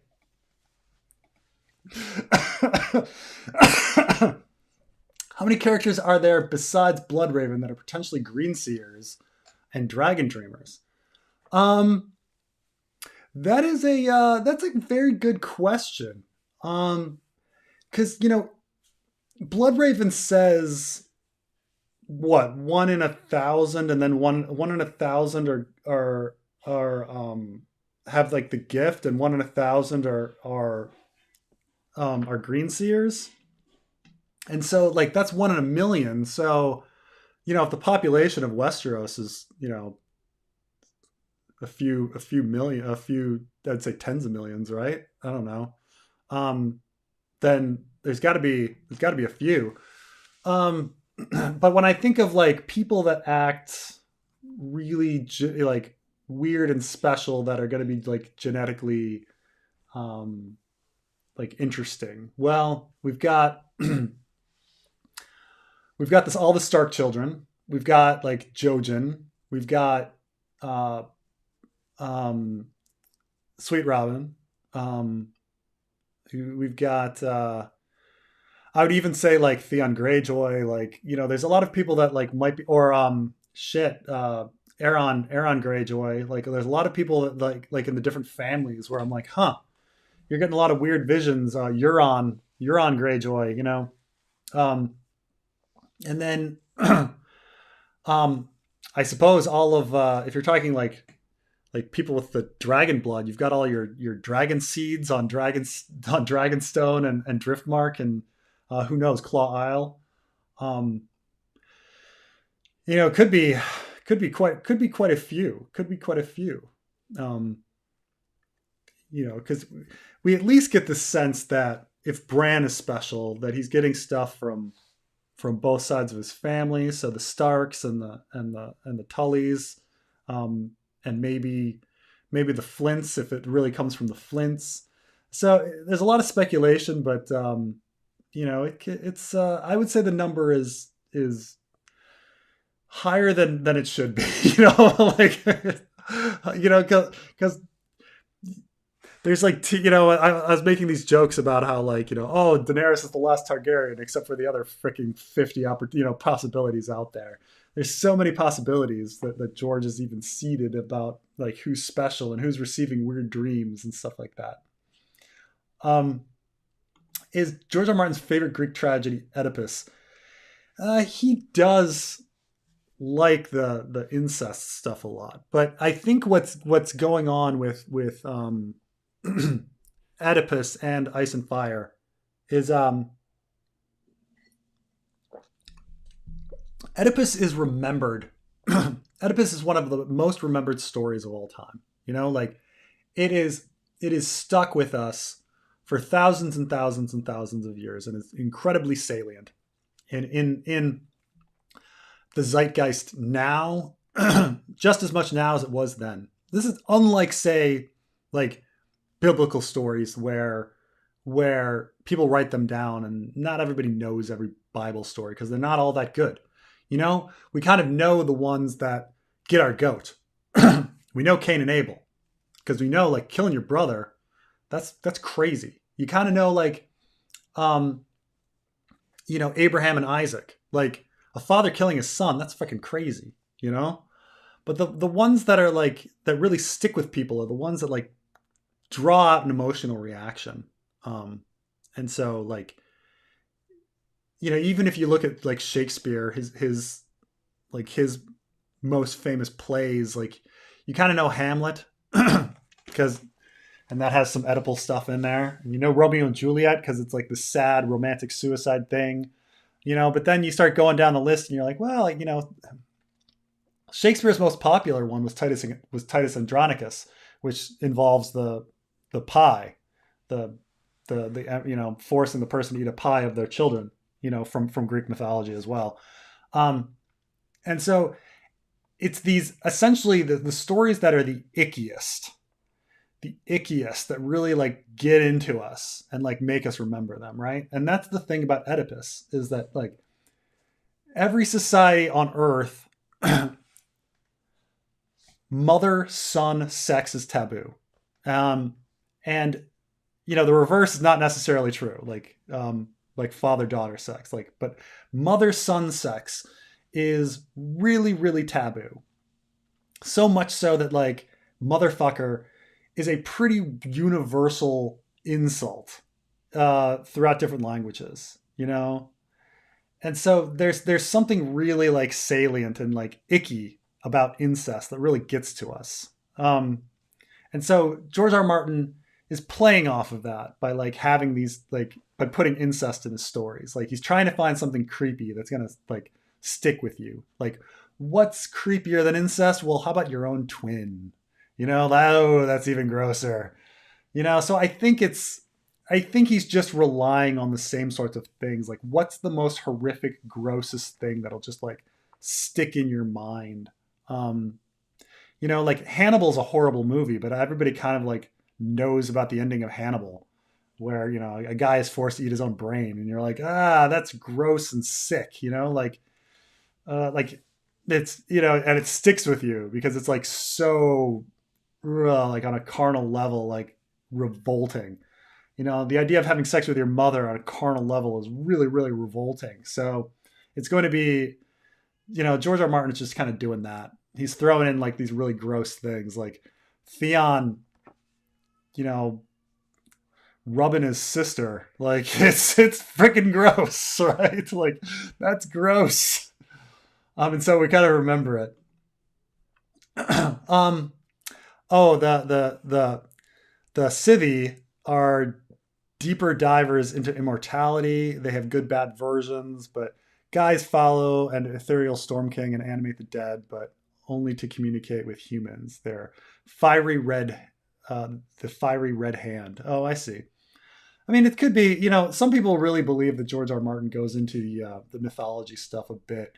And if I know a lot about Greek mythology, I don't know very much about Irish or Norse mythology, really. So when people like bring up the Norse stuff, I'm like, maybe, is Hodor named after Hodor? Maybe. So I know he's somewhat interested in that kind of stuff, and the stuff kind of appears in other fantasy genres and stuff. But that's probably one area where I'm not sure how much he's taking from. A lot of people really think it, but I just kind of know, like, having read other fantasy books and his other writing, like, that it's in that stuff too. So, um, George R. R. Martin, in a dream, told me he won't realize the Winds of Winter until I graduate college in December 2023. What do you think Arian did during the Blackfyre rebellions, according to the World of Ice and Fire?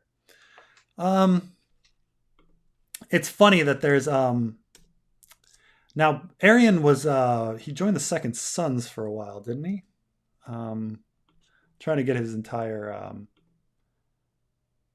so there is this theory, and it's based on absolutely nothing. It's based on just the fact that there's like Targaryens out there, that these Targaryens would get together, and that Aegon is a. They'll say he's a. I think they call it the Brightfire theory, but there's not much to it. It's just that, like, oh, there's this Aryan Targaryen was alive and he had children, and the Blackfyres were alive and they have children. Maybe they got together and like combined their lines, and Aegon is from both. It's like, sure, it's based on nothing. But let's see. We know that he. Oh, here we go. Yeah, he joined the Second Sons, and we know that Arian returned to Westeros and fought in the Third Blackfyre Rebellion. He performed actions that were known well, and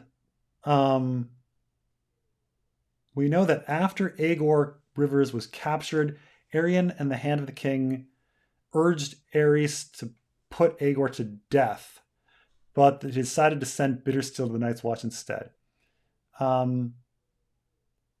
And then he had a son, Maegor, and then he tried to drink the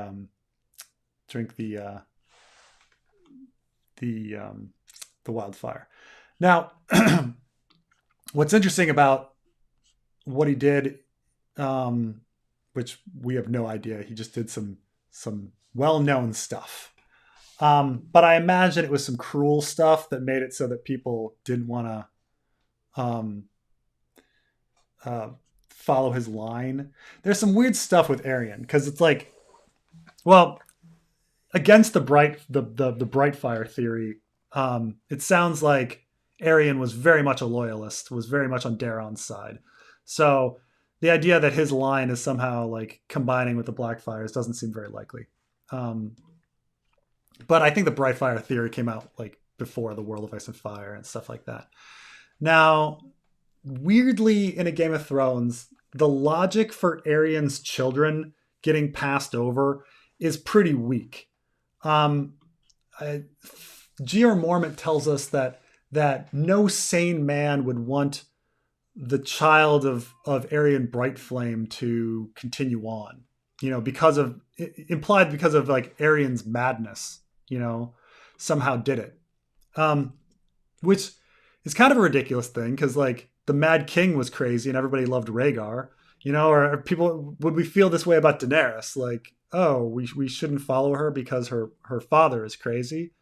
And so it's a really kind of weak argument that he puts forward. I think he talks about this at the beginning of in the John chapters, at the beginning of A Clash of Kings. Arian the Monstrous, the prince who thought he was a dragon. He says that the Lords passed over Arian's infant son and Prince Daeron's daughter and gave the crown to Aegon.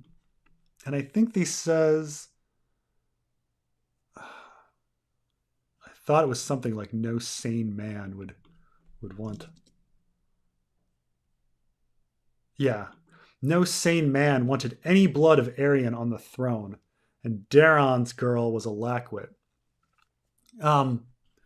Like what was it about Arian's blood? Like, was it really because he was crazy? Did he have a special gene and it was a Maester conspiracy? That kind of stuff. Like, what was it? If he was a dreamer or getting prophetic dreams and things like this, like, but it sounds like at minimum he needs to have done some monstrous acts during the Blackfyre Rebellion that is considered cruel. because I don't think what we know of Arian so far is, yeah, he was a big jerk, and he's a big jerk in the Hedge Knight, but he's got to be well known as a big jerk, you know. He's got to do some like monstrous act. So I'm assuming that he does some like pretty cruel act during the Blackfyre Rebellion to get the nickname. Um, and then I think him being passed over is some Maester conspiracy shit, because there's no reason that Magor, his child, should be passed over. I mean, other than the fact that he's super young, but I think Egg was pretty young too. But By the way, before you continue on, you skipped one from Nuke Marine about Jace and Christian Cole. oh really? Yeah. Oops. Nuke. Nuke. Here we go. Yeah, notice on Reddit, show fans hate any theory that Jace is Cole's son. What's your take on this fan reaction, given your editor's note on the last video? I think it's probably just like, I don't know. I mean, am I self-centered enough to be like it's just Preston hate? Like it's not that. It's not it's not like the theory on its face is like if you go with the source material, like Harwin Strong had a broken collarbone when Jace was supposed to be fathered, while Criston Cole did not, and he was around. So, you know, could Rhaenyra and Criston Cole have had sex and produced Jace? And then in the show, we kind of have the same situation, right? Like they have sex. She's given some moon tea. We have no idea if she drinks it. And then Jace is there, right? Like, I don't know why anyone would hate the theory. Like, why have that emotional reaction when it's like some ambiguity left over? You know, is it just that like it's too clever, you know, or like people hate, like, I don't know why people would. It's not even that clever. It's like pretty much just like presented like this is a possibility. Like I don't know why anyone would have such a strong hate reaction to it unless they have some sort of like deeper hatred for the theorizers that put it forward. I don't know. Like Carmine, do you have an emotional reaction to like whether or not Jace is Criston Cole's? Well, Jace doesn't look Dornish, so I don't think so. But he's got straight hair. Right? Okay. While Luke kind of had curly hair. Okay. So we got to go through this again. Like, so in the books, the Strongs, we only know about 2 Strongs and their hair color. All right. Lucamore Strong is blonde, and Alice Rivers has black hair. Harwin Strong's hair color is never given, which you would think if you're trying to make a case for Harwin being the father, you'd think that the Maesters would frickin' mention this. You know, they mention everything else. They're like, oh well, the kids all have like brown hair, and well, actually, he says they very very specific, like people confuse this a lot. They don't say that the brothers all look the same. They say the brothers all look common. But I think I forget about which ones have the pug nose, if it's just Jace or whatever. But we have no idea what Harwin Strong looks like. None. He could be blonde like Lucamore. He could have black hair like Alice Rivers. And then we're just sitting there with a Criston Cole situation. And what's funny about the show is that he actually said like Viserys actually said, I had a black stallion and a silver stallion, and they had a brown stallion. And that was like hilarious because it's like Criston Cole's hair, Rhaenyra's hair, and Jace's hair, you know, like, you know, one could be reading into it too much, but that's kind of just fun to think about that he could be Criston's.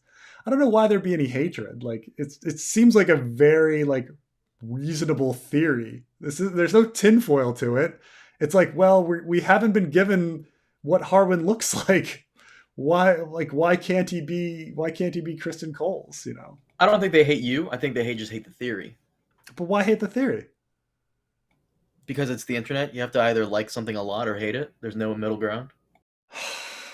I guess. Remember She-Hulk? Remember She-Hulk? Remember She-Hulk. Can't just be an okay show.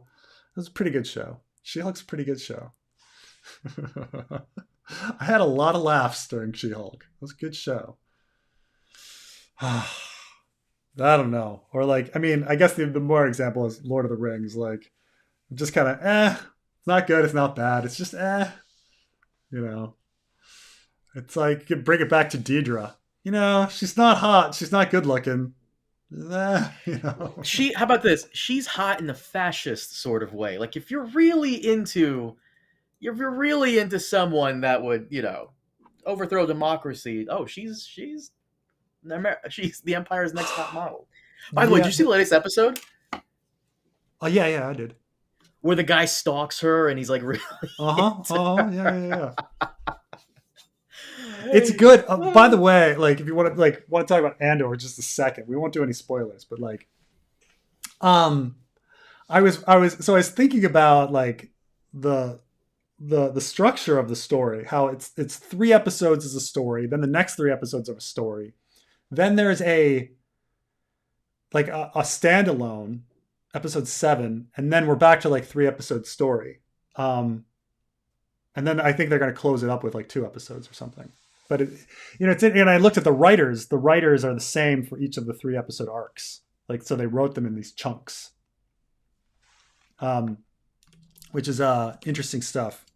I'm glad they did that, and quite frankly, I think going forward, maybe House of the Dragon should do that, because this is something someone in my comment section said, and I echoed it during the podcast, and I'll say it here. Because House of the Dragon was written during COVID, the writers were probably weren't in the same room. Mm-hmm. They're probably over Zoom and stuff. So I think I would love if House of the Dragon did that. You had 3. Oh yeah. I mean, you can't really do that with House of the Dragon. It's like one giant story versus arcs, but that would be nice. If definitely get something like that. I mean, especially because I think Ryan Condal coming in at the end and capping things off worked pretty well. But I definitely do think there was some miscommunication between writers, some disconnects, especially between episodes 5 and 6, disconnects between the actors, that there could have been better communication to improve the show, make things consistent episode to episode. But the first 3 episodes of Andor were written by Tony Gilroy. And then the second 3 episodes are written by Dan Gilroy, who, by the way, is married to Renee Russo. And then the 7th episode is written by this Stephen Schiff. And then the third next batch is written by Bo Willimon. And, I'm digging each one. When the first chapter of 3 episodes ended, I was like, wow, this is really great. And then I liked the next chapter even more. And then now we're on to this 3rd chapter, and I really love the 3rd chapter too. So I don't like it's a really great show that no one's watching. People are getting up on it, and hopefully Andor continues on. And they said it's getting a season 2. It's getting a season 2 way before it even came out. So there it is. But hopefully, like, this style of Star Wars continues. But damn, I really like it. I really like it. I liked it more than Kenobi and Book of Boba Fett. Oh, it's definitely. It's my favorite Star Wars property since Empire Strikes Back. That's insane because you can't say that and not include some of the games, because I feel like if you played some of the Star Wars games that are also pretty great, like Knights of the Old Republic, then change that answer up just a tad. I mean, it doesn't feel like Star Wars at all. It feels like The Wire. I was saying it's more like The Wire than it is like anything else. Like it's a show about bureaucracy, and it's great, and like it's how the bureaucracy produces bureaucracy like creates these cycles, and it's really great. Well, that's what makes the Empire like. That's what always, I guess, has always made the Empire so not threatening, is that the bureaucracy always fucks over any real attempt to stop the rebels. But here you have Deidra Miro, and just paying attention to the little details and trying to change the system is really what's fucking everybody up here. Yeah. Man, yeah, it's true that the bureaucracy is the weakness. By the way, great last episode. The waif has so much more acting range than we were ever presented in Game of Thrones. She's she's fantastic. Qyburn, so much more range than Kyber. like what was given in Game of Thrones. He's I made a fantastic. mistake, by the way. I said it was I said it was Walder Frey in a previous No, it's podcast. Qyburn. It Yeah. wasn't the Walder Frey actor. It was the Kyburn actor. My bad. All these old English guys look alike. Um, but Excellent, yeah, excellent stuff. It's excellent stuff. I don't know. We can't say enough good things about Andor. It's just a really it's a show that you just kind of like watch intensely and you're just like, "Oh my god." And then the episode ends and you're like, "No! Why is it ending here?" Like Did you ever see the Cloverfield Paradox movie? I did not. So are you aware of the Cloverfield franchise with the monster attacking New York Right. They City? wanted to do the whole did every episode be every movie being a different thing, and Right, but it's like set in the same universe. So the Cloverfield Paradox was a film that they made, and it had no connections to Cloverfield. It was yeah. originally a different movie, and the only reason they put it on there is just so it can kind of get a release because people kind of like Right. Cloverfield. I feel like they did the same thing with Star Wars Andor. It was a script written for something completely different, and then they're like, you know what, this is good. Let's just throw Star Wars on this, which is why I think there's no What's so aliens. funny is that like the writers they have a real mixed bag of like what they've written, um which is pretty interesting. Like let me bring up some of the things they've written. Hold on a second, because these brothers, right, who I think are most known for like the Born series, right? um but Tony Gilroy and Dan Gilroy, but they also wrote like, let's see, he wrote Michael Clayton, Duplicity, Rogue One, and then he wrote Armageddon, the Bourne series. Like you're like, oh really? He gave us that fucking genius movie Armageddon. And then his brother did Free Jack. Oh god. Have you ever seen Free Jack? No, I haven't. Oh my god. The Free movie? Jack is it's an atrocious movie starring Anthony Anthony Hopkins. Anthony Whoa. Hopkins, um, Emilio Estevez, and Mick Jagger, and Rene Whoa. Russo. That's where he met Rene Russo. Oh God, that's why he's married to Rene Russo. That's why. Oh, she What is married this? the What is this director movie of about? Free Jack. Oh my God, it's such a bad movie. But he wrote like Real Steel, to like real mixed bag. You know, oh, so funny. But and then they're producing this, which is fucking great. Oh, so funny, so funny. Have you read Prince of Amber books? George R. R. Martin references some characters, and I was wondering if there are any parallels to other references. I know that he's like very good friends with Roger Zelensky, and like fucking loves his Roger Zelensky's work. So there's no doubt that like he's gonna put in so many references to this kind of stuff. Let's see. I'm trying to like I'm sure there's a like I think House Ambrose, right, is named after it. But and maybe even like Oberyn Martell might be, but obviously Oberyn is a Shakespeare character as well. But he does a lot of references to Zelensky's work. So I wouldn't I think there's a lot of similarities in that there's a lot of like drug trips and stuff, right? That they do in Game of Thrones. I mean, in Ice and Fire quite a bit and stuff like that. But I'll have to look into it. I have not checked it out too much. Like when it's funny because one of the authors, like I didn't know much about Jack Vance before George R. R. Martin started writing about and making all these references to Jack Vance. And so I looked into a lot of Jack Vance's work and I was like, oh, right. Wow, George is really influenced by Jack Vance. I should really check out Zelensky. I'm sorry, I keep calling him Zelensky. Zelazny. Zelensky.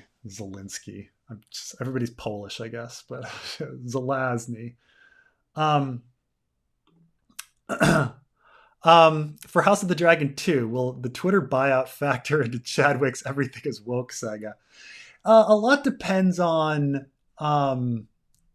where we are as a society and like what I think is important to call out. Like I think it's very important right now in our community, like like fantasy community, to call out like just the fucking horrible assholes like Nerdrotic and Critical Drinker and Quartering and the fucking shit they produce. Like it's just it's a disservice to society. You're harming society by doing this shit, and it's a very simple like trajectory where you're like oh something might be bad, it might be good. I'm just gonna flip a coin and say it's bad because of feminism, and then you're teaching this whole generation that like to hate women. And it's just going to be a coin flip. And it's so funny because people are like, well, what are you saying? Like Rings of Power is good. And I'm like, you're missing the fucking point. You're missing the fucking point over and over again. It's like, imagine if I said like, Rings of Power is going to suck because your mom's a whore. Like, let's say I make that comment. Okay. And then we watch Rings of Power and it turns out Rings of Power sucks. You're like, well, I guess your mom's a whore. And you're trying to explain to people like, no, like mother has nothing to do with this. Like, what, you like Rings of Power? No, like what are you fucking talking about? Like it has nothing to fucking do with it. It's just a fucking show. Like it has nothing to do. I guess you just don't see it, man. Your mom's a whore. Like, no, like it's completely irrelevant. Completely, utterly irrelevant. And like people just don't get it. Like they don't fucking get it. And I get these comments all day long. But Rings of Power does suck. It doesn't matter if your mom's a whore or not. Okay? It doesn't matter. It doesn't matter. Like, and like having these channels dedicated to like to just bashing feminism. They're all the same channel too. This is what people don't understand. They're all They even all copy the same each other's channel. Thumbnail. Like the fact that I brought up the thumbnails and all their thumbnails are the fucking same. It's the same fucking picture of Galadriel, like doing the same face over and over and over and over. These fucking grifters, like making the world work, like banking their money, like teaching 14-year-olds that women suck. And that like feminists are horrible, and I'm like, oh, these woke people are trying. Like, do you even understand what feminism is? Like, feminism, like, is about like reproductive rights and like shit like that. And they're like, no, it's not. It's about like feminists. All they want to do is like try to make all of the characters in shows like Mary Sue's. And it's like they don't give a shit. They don't give a shit. Do you think if I brought up the National Organization of Women's website, like it would be like, trying to get women in Marvel shows? Like, no, like it's like anybody go to the Now website, right? And they'll tell you exactly what the shit, what. Oh, here we go. Like, let me see if I'll bring this up. Like, this is what feminism is about. Okay. Let's see if, okay. So, here we go. This is the National Organization of Women, the largest feminist organization in America, political organization. So you go onto their website. Reproductive justice is what they care about. Our commitment to racial justice. And then ERA and LGBTQI issues. But clearly, reproductive issues are the main thing. Like, what do they do? Okay, what does their foundation do? Well, the National Organization of Women is devoted to achieving full equality for women through education and litigation. Like, do you think they're like trying to get Amazon to throw in like black dwarves? Like that's not what they're caring about. Like they want, like this is a political organization trying to get like real issues, like trying to keep abortion legal. Like this shit, like when I try, when a 14-year-old doesn't think about these kind of things, like what feminism is about and what the world is about, they've never been to a workplace. They don't have to think about like, oh, does your workplace have a lactation room?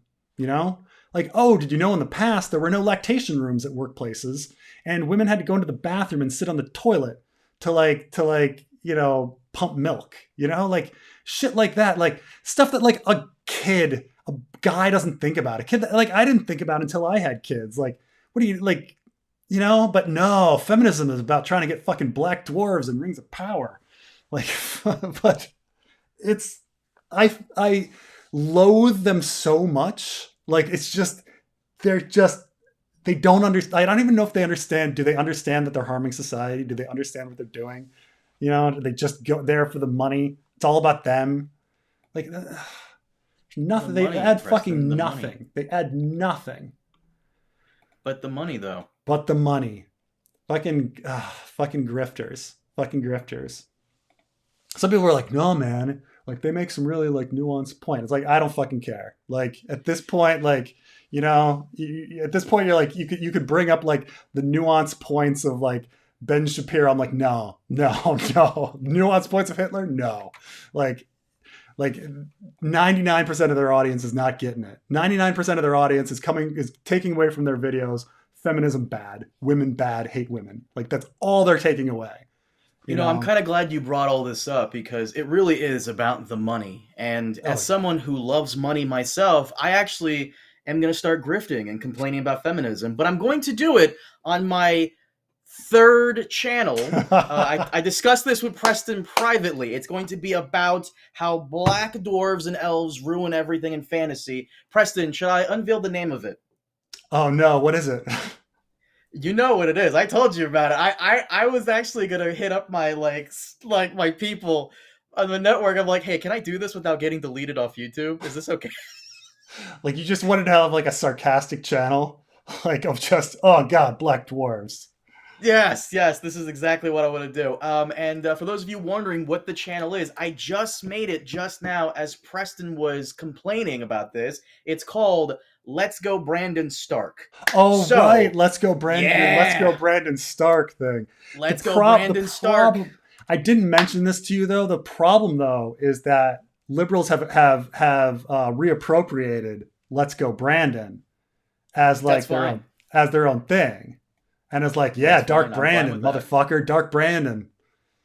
I just call him Uncle Joe, but some people are like, yeah, no, Dark Brandon's been rocking these days. And you're like, yeah. Nope. Let's go Brandon Stark. That is the fucking, that's it. There it is. Oh, gosh. I was thinking about making it like, Let's Go Brandon Stark. I just, a little apostrophe there. But nope, there it is. There it is. Thoughts on y'all think I'm kidding. I'm not. I know, but it's far too much work for you. You're not even wrong. It's not even like as much as a good idea as it would be to just have like video after video of like raving about black dwarves, which I think is hilarious. Like it's just there's just so many other things that you'd rather be doing with your time. I don't know, man. I really like these like short, less than 2-minute videos. I really do. I really like them. So fuck it. Fuck it. Have you ever been to Man Carrying Things? Yes, I've actually subscribed to him because I think you sent me a video of his and I thought it was hilarious. Yeah. He just does like minute-long videos every day. He must make his money through like Patreon donations or something like that. Well, like I showed you that guy. People keep asking me, Carmine, you release short videos all the time that are less than a minute. Why don't you just title them as shorts? Because shorts don't fucking pay. There was a guy who had 1 million views on the shorts and he got less than $2. My short video on the ending to House of the Dragon has almost 1 million and I got like hundreds of dollars off that. So Mm. shorts just don't fucking pay. They really don't. Yeah. They're still their advertisement. Thoughts on the Jaime Brienne plot converging with Sansa? Stoneheart pushes the oath forward. Shadrick, a possible Brotherhood without banner agent. Jaime Brienne get kiss of life. Firewhite point of view. Oh man, having come around on like Brienne and realizing that Brienne is one of the most complicated, like well thought out, like plot lines that George has. I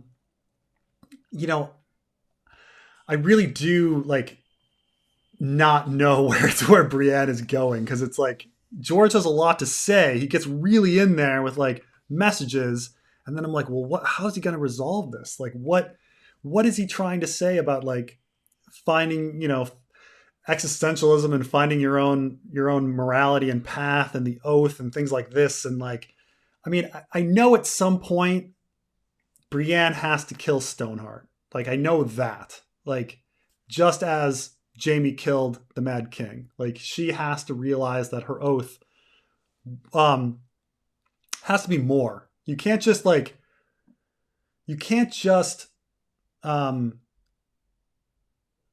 latch your morality onto somebody else. Okay, which is what like I will do anything for my king kind of thing, or cult of personality kind of worship of people is you're saying like, I don't have my own morality, I'm just going to follow that guy, I'm with him, which is what the King's Guard is, which is what feudalism is. These people that like worship their kings. It's a big criticism of Lord of the Rings that George R. R. Martin is making, like saying like, oh, everybody at the end is just like, yay, Aragorn. Well, what if Aragorn is a piece of shit? Like what like you can't just be like, I'm going to do everything Aragorn says, like, well, so that's the whole thing with Lady Stoneheart, right? Like Brienne, it seems all noble, like, oh, I'm gonna make this vow to Catelyn because Catelyn seems like a good person, like, and Brienne doesn't know what to do with her life, so she just latches her train to Catelyn's engine. But what happens when that engine goes off the rails?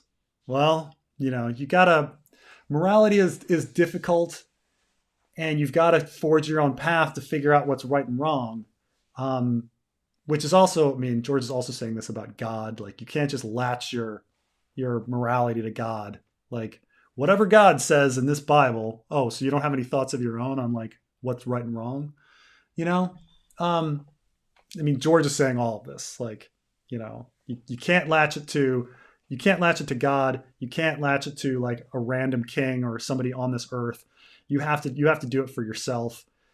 So we know that Brienne has to do it with herself, and I know so she's got to kill Lady Stoneheart, and she's got to at some point run into Zolo the Fat. But other than that, it's I don't know how, like, what's going to happen to Jaime or Sansa or any of these sorts of things, or even where who Shadrick works for, but things like that. But I do know that if Sansa has to go through the Riverlands, and there has to be some sort of like convergence, but we'll see what happens. But I don't know about Jaime or Brienne getting the kiss of life, but or Firewhites or things like that. But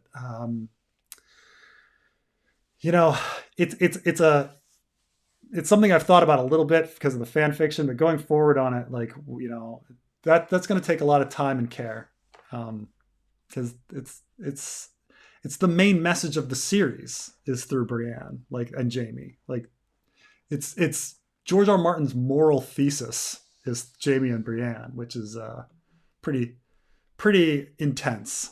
Who's going to take the House and Senate tomorrow? I sure hope that the Democrats hold. So in America, we're dealing with a lot of polls that say that the Republicans have like come back. However, these polls have kind of all been done by Republican pollsters, and they may be there to like just kind of flood the system and make 538, which is Nate Silver's like poll aggregate site, like say the wrong thing. And so there's a lot of evidence that the Democrats might hold tomorrow. So like, there's a lot of early voting, a lot of youth um, voter registration. The previous elections, the special elections, have all been grossly off by like 15 points. Like, Kansas showed a neck and neck election, and the Democrats won by 15 points. Like, crazy stuff like that's going on. But again, we've got these bad polls. And some people are like, oh, maybe. And the purpose of putting out bad polls is you get all of a sudden this press, this negative press, because people go, oh, Democrats are fading. Why are they fading? Well, it must be inflation. And then the next thing you know, like the headlines in the newspapers are Democrats reeling because of inflation and fearing. So the other bad thing is that like those polls is that if the Democrats hold, then we you're gonna get that narrative of oh, the elections are all rigged kind of shit. The polls said that we were gonna win and then we didn't. Like, and you get these extremists like, which are now like the Republican Party, because the Republican Party is filled with election deniers now. So it's Well, Dan Crenshaw said he said this out loud on his podcast.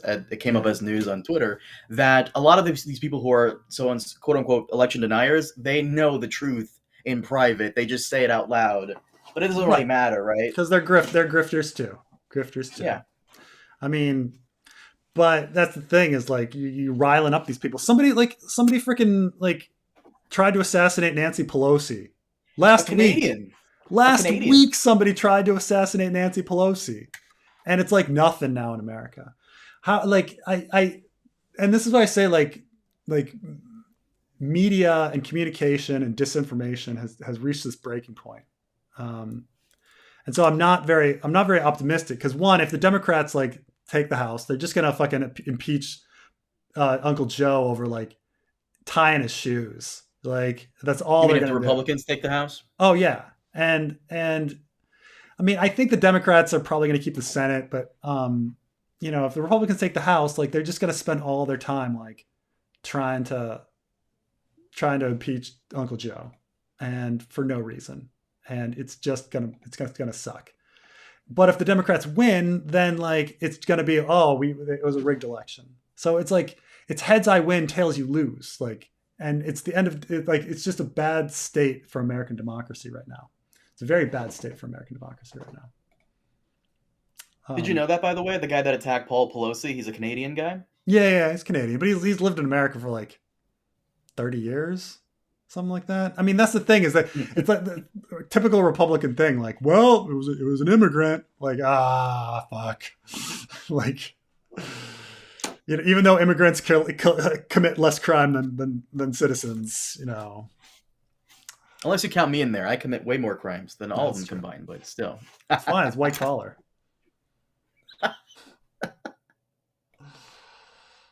The She-Hulk. She-Hulk was funny. She-Hulk was a funny show. I liked it a lot. That's fair. It did have some weak episodes, just some. Sure, I'm not saying it was like the end all show. I'm saying it was pretty good. Like, it's not like, what was the ending a risky meta, thing that like didn't necessarily like wasn't necessarily pulled off like perfectly. Sure, but man, there were some funny moments throughout that season. I was not a fan of that ending. Now, I do think like they screwed up. I wish they were better at lawyering, but like, because they did some crazy lawyer stuff. But like, I think it's a funny premise, and it was a funny show, and the lead is incredible. Coffee or tea? What type? How many cups a day? I actually am horrible. I drink cola. I drink usually two sodas a day. So, oh, by the way, I'm glad you brought up cola. I got to get on your case about this. You recommended to me, what's that thing called, LaCroix? LaCroix. Carmine's trying to get off soda. I'm not trying to. I have, but those cravings. So I get Zevia. The grape flavored Zevia is fucking great. So I tried LaCroix. Excuse me. I'm not a fan. Not a fan. Yeah, I mean, I have my own. I have my own Soda Stream too. I got into sparkling water when I was in Germany because they drink sparkling water most of the time. Good stuff. Good stuff. Even though what every Soda Stream like steals a Palestinian's home. I don't know. What? So a Soda Stream was Israeli for a while. So the joke, the joke is like, oh crap, like another Palestinian is kicked out of their home. Um, Jesus. because I think their factory is actually even in the West Bank. I have to look this up. There's some issues about this. Um, let me bring this. Let me bring yeah. SodaStream is an Israel-based company, um, and oh, here we go. Oh, SodaStream, they had hired 60 Palestinian workers who complained they didn't get enough food. They didn't get breaks for um, food and had a strike, and then we're all fired. And then I think their factory. I don't know. It was whatever. Whatever. I mean, there's there's probably worse companies in the world than SodaStream. Um, oh, they said, oh, so they had a factory in the West Bank, and they were like, well, isn't that okay? Isn't that good? Because that means we're employing West Bank, we're employing Palestinians, things like this. But then they're like, oh, but it's providing more jobs to settlement people. So there was that issue, um, you know, of Israel and settlements and stuff like that with regards to it. But it's a good product. What can I say? It's like the horrible issue of Chick-fil-A. Like Chick-fil-A. It's like you can hate the owner, you can hate everything they stand for, but they make a tasty chicken sandwich, right? Like, what are you fucking gonna do? And See, I don't know. I controversial opinion. I'm not a big fan of Chick-fil-A. Their chicken. I just maybe it's where I am. I don't know. I just not that big of a fan of it. Maybe around here. Maybe I need to go to another Chick-fil-A elsewhere. yeah, yeah. Hmm. Do you think Game of Thrones' success opened up the opportunity for Star Wars to release a show like Andor? The political elements of the prequels were initially received poorly. Huh. That's an interesting question. Because certainly the reverse is true. That like Star Wars, well, it's really like Star Wars and Marvel really gave people the idea of like prequels and spin-offs, like, and cinematic universe more clout. But the reverse, that a political show could work. Um, hmm. You know, I think that it's I think it's just kind of an extension of Rogue One. But when did Rogue One come out? That's a good question. Um, 2016. So I guess like in the middle of Game of Thrones. I mean, I would say that it definitely, in the sense that like Game of Thrones is gritty, Game of Thrones is political. So they're like, let's do gritty and political. However, they did Rogue One was, the same guys that did the Bourne trilogy, and they were already doing that gritty political kind of stuff. So it might be that just like the whole movement was doing something, and so they kind of had that opportunity. So I think Game of Thrones was part of it. But certainly, I think going forward, because Andor hasn't had ratings, they're probably going to give Andor a second season, but I don't think it's going to go past that, which is too bad. Because man, it was good stuff. But but I think they've definitely realized, like, if we're gonna more shows like The Mandalorian, and I guess Obi-Wan did really well too, right? Um, oh, would you like to see Andor become Mothma set after Rogue One and continues the original trilogy timeline events? I mean, I would definitely. I think like Mon Mothma's like character and everything is fascinating, and how she's interacting with people. But she makes But some dumbass moves though. Like I read the Aftermath Star Wars book. She as soon as she takes over, she cuts the military by mm, what 60%, and that's why the rebels, that's why the Republic, the New Republic, gets rolled over in Episode 7 because their oh military is right, like almost non-existent. yeah, I guess you know, but this is a fairly sound kind of thing historically. Is that revolutionaries are usually very bad leaders. You know, like the talent it takes to unite people in a rebellion is not the same talent that it takes to run a country. Um, and so you'll see this over and over and over again. Like it's pretty, like you start thinking like Mao Zedong, horrible human being, horrible ruler, killed millions and millions and millions, tens of millions of people, at least responsible for the deaths of tens of millions of people. Um, even knowing that there was a drought and all these sorts of things, but when you think about his ability to, this is a guy who didn't even speak Mandarin, and he like unites all of these disparate like farmers across China. It's insane. I can't like it's almost it's hard to believe that it happened, but he did it. Like this, a country of hundreds of millions of people who speak all sorts of different languages across thousands of miles, and he freaking unites them into one country. That's an impressive feat. And then he was a horrible, horrible ruler. Like I think it's like you could say that about Mon Mothma. She did what she was able to do. Andor isn't popular because Cassian wasn't a popular character in Rogue One. Hell, Mon Mothma at her best isn't as good. Oh, it's true. Like no one cares about Mon Mothma. Like she's a background character. Come on. And they're not fun. They're not fun characters. They're not fun like Mando is, right? She's not. No one's shooting specialized weapons at people. I mean, people like the average person likes Mandalorian for the same reason that the average person likes the Predator. Like he's got a bunch of neat weapons and he kills stuff. Right?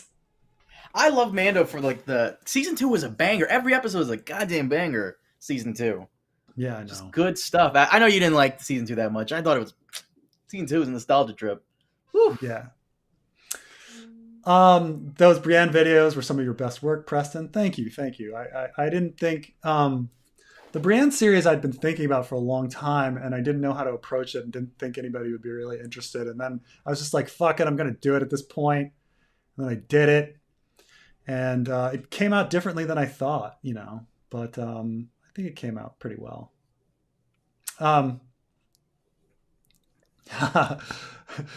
So Carl is talking about how he's a Southerner. All sodas are just Coke. You have to specify the variety of Coke, Sprite or Mountain Dew. He's right. I dated a girl from North Carolina once, and that was so weird. Like, according to her, you go to a restaurant in North Carolina or anywhere in the South, you go, would you like a Coke? You're like, yeah, what kind of Coke would you want? A Pepsi. It's Right. That's ridiculous. Yeah, or the answer is like, what kind of Coke? A Pepsi, and then they kill you because they like the only thing they hate worse than minorities and Democrats is Pepsi drinkers. Really? Are you serious? In some places in the South. Oh wow! I think Georgia. Well, let me ask you this: Pepsi, besides dress shoes, I will say this: PepsiCo has been working very hard at getting Pepsi, expanding their market and getting Pepsi into people's like mindset. So I think the world has changed a bit in 20 years too. But certainly when I was young, like I knew people from the South that are like, no one drinks Pepsi. No. You don't drink a Pepsi. No. You don't even see it. It's not even offered. But then PepsiCo, so Pepsi's a bigger company than Coke because PepsiCo is Frito-Lay, Taco Bell, KFC, Pizza Hut. Like that's all PepsiCo. And so when you go to Taco Bell, Pepsi's there. When you go to Pizza Hut, Pepsi's there. When you go to, well, I guess no one goes to Pizza Hut anymore, but you know, when you go KFC, Pepsi's there. Let me ask you this, since you're from Baltimore, because out here I found that so weird because my roommate, she's from the Midwest, and so you have dress shoes, boots, and then you have sneakers. You call them sneakers, right? I called them tennis shoes. Yo, she does too. What the fuck is that? Wow, Yeah. wow. I call them sneakers. I think it's a Wow. time thing too. I think like sneakers, like the term sneakers is on the rise, but certainly growing up, I called them tennis shoes. Yeah. Which is silly because like you're not playing tennis in them. What kind of tennis? What kind of tennis shoes do you got? Oh, I got some basketball shoes. You know.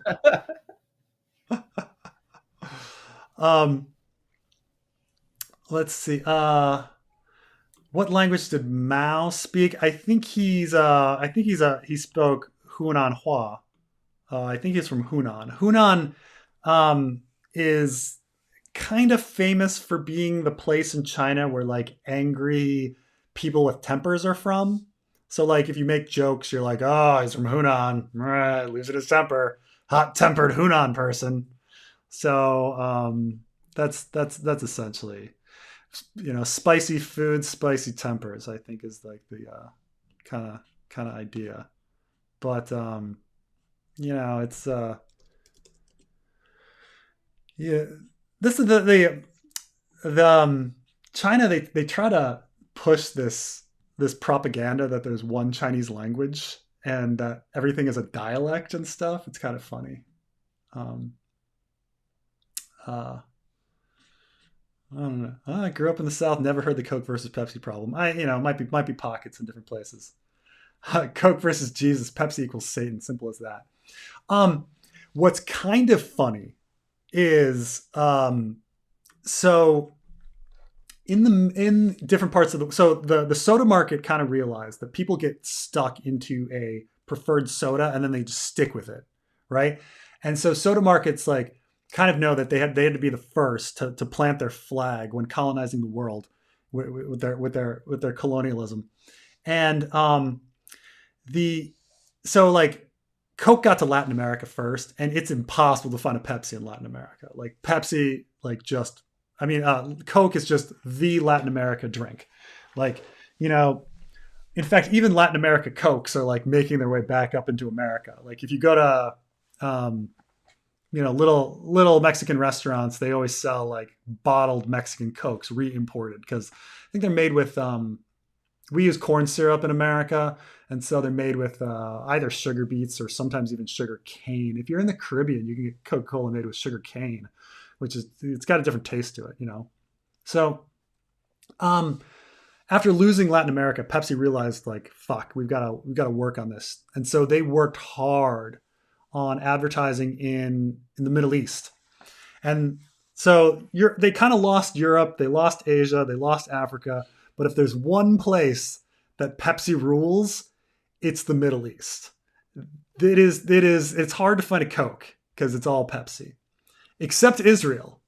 Israel has Coke. And they actually like there's actually like because the Middle Easterners of all types, Muslim, Jews, Christians, they're the biggest conspiracy theorists, like even more so than Americans, which is saying something these days. But it's so, but they have these conspiracy theories that like, oh no, Coke is Israel. Israel like owns Coca-Cola, and you're like, no, I'm pretty sure that's not the case. They're like, no. Israel's Coke. And if you look at Coca-Cola, oh my god, it's so funny. In Arabic, this is hilarious. The conspiracy theories here. Oh my god, this is so funny. So this is Coca-Cola in Arabic. So this is the Coca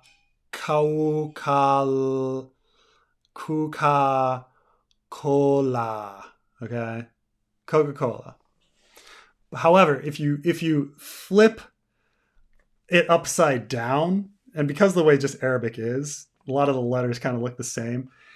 They say it says La Allah, like no Allah, no God. Like this is a conspiracy theory that if you flip, I wish I could. Can I flip this?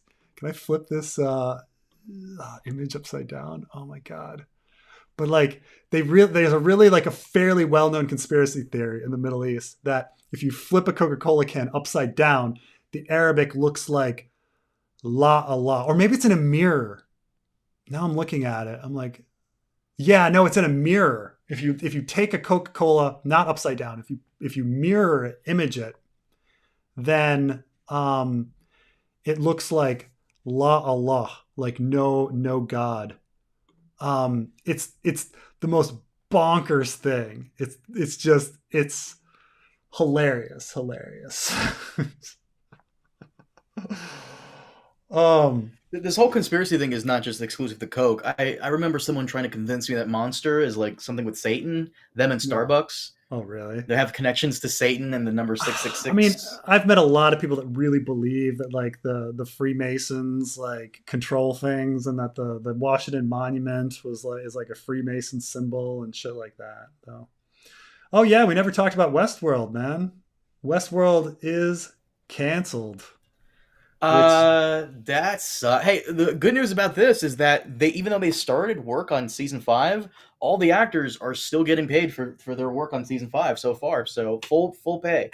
wow. Yep. Is this like the Batgirl thing where they're like, we don't care how much money we've lost? Like, I have no idea what's going on over there. I still find it incredibly weird that they're choosing like to cancel all these things and then like making dumbass decisions by picking up shows that like people really don't like. Like for example, The Last of Us. You're probably gonna watch The Last of Us. I feel like you would like the game a lot, mm-hmm. especially the second Last of Us game. I played it, I enjoyed it, but I think you'd enjoy it more than I did because of all the themes and everything in there. Yeah, yeah. But the Last of Us adaptation on HBO confuses me because why would you watch it when you can just play the game, which is much more enjoyable? Uh, it's different. If it's different when you adapt a novel from like Ice and Fire into Game of Thrones. Mm. It's different. But a video game that you can like interact with and watch and like why when you can just play the game? And I Yeah, recommend yeah. that to you, by the way. I know you were looking for a game to stream for quite some time to play. Last of Us is great. So Muhammad says it looks nothing like that. You have to be Hey, genuinely illiterate Muhammad. to believe that. I've heard it many times. But keep in mind that like my experience in the Middle East is a little, because obviously there's educated people in the Middle East, and then there's not so educated people in the Middle East, and then there's the conspiracy theorists and all sorts of different people. Like it's all over the map. You know, it's a diverse group of people. So obviously there's people in the Middle East that are like, oh my god, that's like ridiculous. It looks nothing like that. But I've definitely had people who are like, no, look, it's right there. It's right there, like in the can. Like keep in mind when I lived in Jordan, like my friends were Peace Corps volunteers who lived in villages, and then when I lived in Egypt, like the Egyptians were just into every conspiracy theory, and it was just put on TV. Like, oh, I just couldn't believe like watching TV one night that they really had a documentary on the life of Mubarak, and they put in that so Carmine, well, for everybody, the essentially there's this guy named Sadat who ruled Egypt for a long time. Well, there's Nasser, and then Nasser went into Sadat, and then Sadat led to Mubarak, right? And this is essentially the dictators until Sisi, and then we have this brief democracy period, and then Sisi. So Sadat was gunned down by a bunch of terrorists with machine guns. Okay. Insane. Okay. He was, they a bunch of guys with machine guns came out and gunned him and like everybody down. Now, by chance, his vice president was Mubarak, and Mubarak by chance was not hit. Okay. by people machine like spraying a crowd of people with bullets. And I couldn't believe when I was there, because Mubarak was out and now they were pushing everything was anti-Mubarak at the time. That they're pushing the idea that like they really had this documentary. They're like, by coincidence, Mubarak wasn't hit. And you're like, really? You think that there was a conspiracy that Mubarak was like, you know what's a good idea? You guys come in spraying machine guns while I'm sitting there, like shooting everyone around me, but don't hit me. Like what? What? And it wasn't just like that documentary. I went around after that and started asking people, like, come on, like you can't think that Mubarak was in on killing Sadat. Like you cannot think that. And they're like, I don't know. I'm like come on, like no, it was so bad. So you gotta understand that like it's the same when people are like, oh, like no one in America believes X or Y. There's a lot of stupid people in America. There's a lot of stupid people in every country. So when I say that this is like a legitimate conspiracy theory going around, I'm talking about these people that like, I mean, in America right now, there's a legitimate conspiracy theory spread by Elon, or legitimate conspiracy theory. I mean, it's a huge conspiracy theory spread by Elon Musk, the richest man in the world, on Twitter, that an 82-year-old man's gay lover came in and hit him in the head with a hammer, and that a conspiracy has pushed forward the fact that it was actually a right-wing zealot.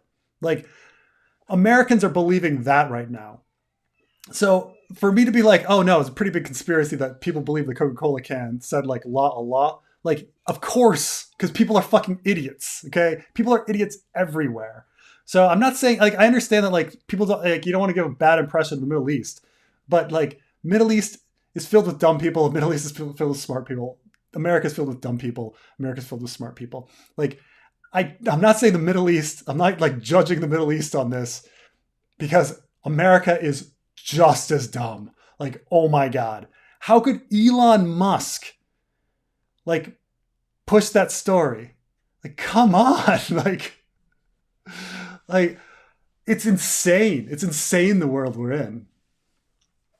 No way, I'm Egyptian. Where did you say? I lived in Mahdi for 2 years. In between, from 2011 to 2013, between Mubarak's like expulsion and then I left during Sisi's coup.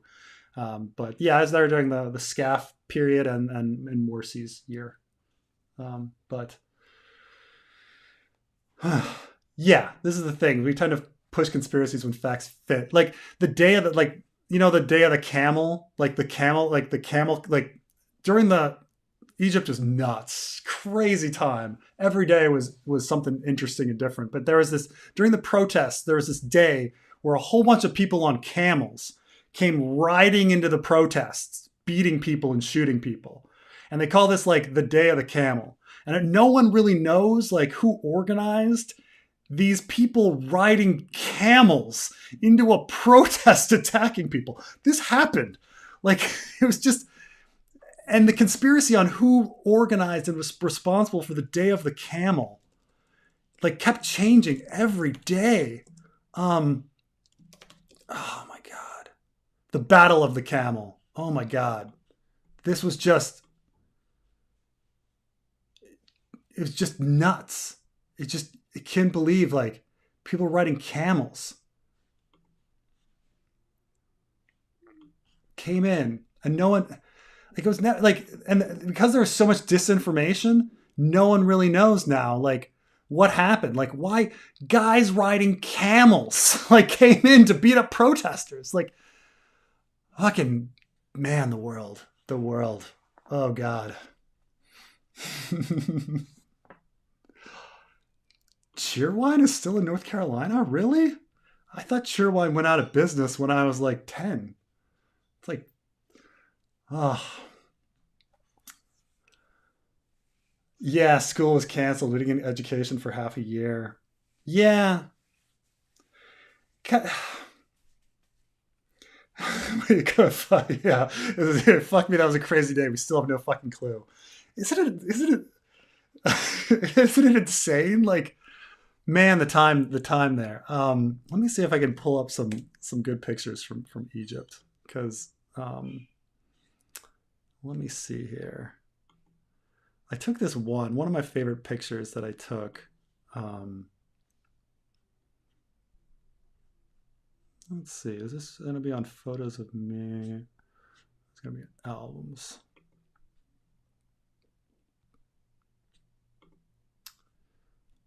Oh yeah, this one.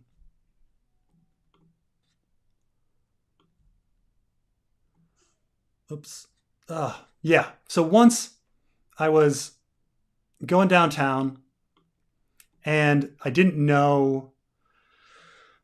So the way Cairo is, there's this island in the middle of Cairo called Zamalek, and um, in order to get to Zamalek, you've got to. There's no metro station there, so you've got to get off at Tahrir Square and like cross the Nile on foot, or to get there. It's the fastest way. Traffic's so bad that it's really really difficult to get around during the day in Egypt. But Egypt has a really fucking good metro system, fucking awesome metro system that works really fast, costs just £1 Egyptian, fucking great.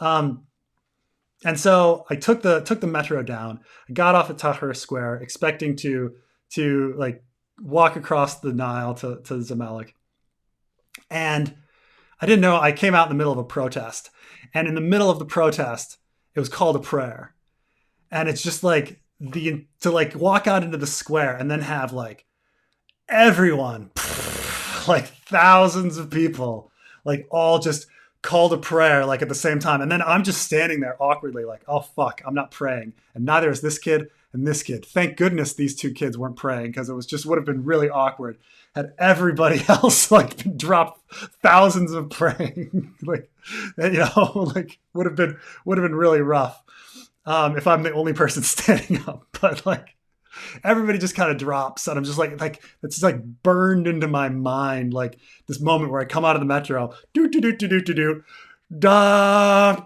like everybody going down. Oh crap! Called a prayer. Oh. Oh man. I hope you don't mind if I repeat my question. Do you still believe the wildfire was at the Tower of Joy? I guess I haven't thought about it since my feeling about the wildfire. I guess I think it was there just because I don't have any other reason on why they would like tear the tower down, and except to like burn it and like get rid of it, right? Like they have all this wildfire, they need to get rid of it. They need to get rid of evidence of everything. I feel like maybe they brought the tower down by burning it down or something. It was my only explanation on it. Because, right, I guess you could try to bring down the tower by bringing down the floors and wood in between. Because, towers are actually supported by like wood outside of the stone. And so, maybe they burned the inside to cause the tower to collapse. Either that or they have a bunch of people to bring down the tower. But I mean, I guess maybe they could start it on their own. But I don't know. But I thought that the wildfire like makes sense, and it parallels Cersei with her wildfire destroying the the Tower of the Hand, and so that's where I kind of got it. But so I guess I still believe it. I haven't thought about it in a long time, to be honest, but I still think that like it makes sense to have wildfire at the if Rhaegar's a nutso prophecy dude, it makes sense for him to do that sort of thing, I guess. Yeah, something like a Nisa sacrificed dragon egg thing. Like maybe there was a dragon egg there. Maybe he needed to sacrifice somebody. So we'll see. We'll see. Um. Anyway, I've been on here 3 hours. My voice is gone. Um. Carmine, anything else to say before we go? Damn, I didn't realize that was fucking bullshit. How did Ned take down the Tower of Joy? Yo, stop ruining Ice and Fire, Preston. Fuck. Because he took down the There's so tower many to of these build things, like man. to like bury those guys, right? That's what it says, right? I guess, but why bother? Why bother? Why get rid of a tower? Why? Because he didn't like it? It reminds me of Lyanna. You live in Winterfell. Who cares if this tower in the middle of Dorne exists? Doesn't matter. Why bring down the tower? What evidence is he covering up? Conspiracy But theories. by the way, do you still want to stream playing a video game at one point? Yeah, sure. That sounds really fun. Which one though? Witcher? So I was actually going to tell you about this. So Witcher 2 is a vastly different beast than Witcher 3. I just play. I'm playing Witcher 3 right now. I sent you a screen cap on Facebook. It's Witcher 2 is a very different beast than Witcher 3. I would recommend, if anything, like a fun, quick game that I think you might like because the show is coming up. Last of Us Part 1, maybe. Yeah. Okay. Because I know for a fact he would like Part 2. He would like Part 2 simply because all the grifters hated Part 2. Okay. All right. I'm up for I'm up for Witcher. I'm up for anything you want. Or The Last of Us, or whatever. What is it called? This Is Us? The Last of Us? The Last of Us? You would like it a lot, I'm telling you, man. Yes, I'm fine with that. Anything you want. I think it would be pretty fun. But you got to stream it though. I can't stream it. Okay. I'll try to figure it out. If it's on Mac.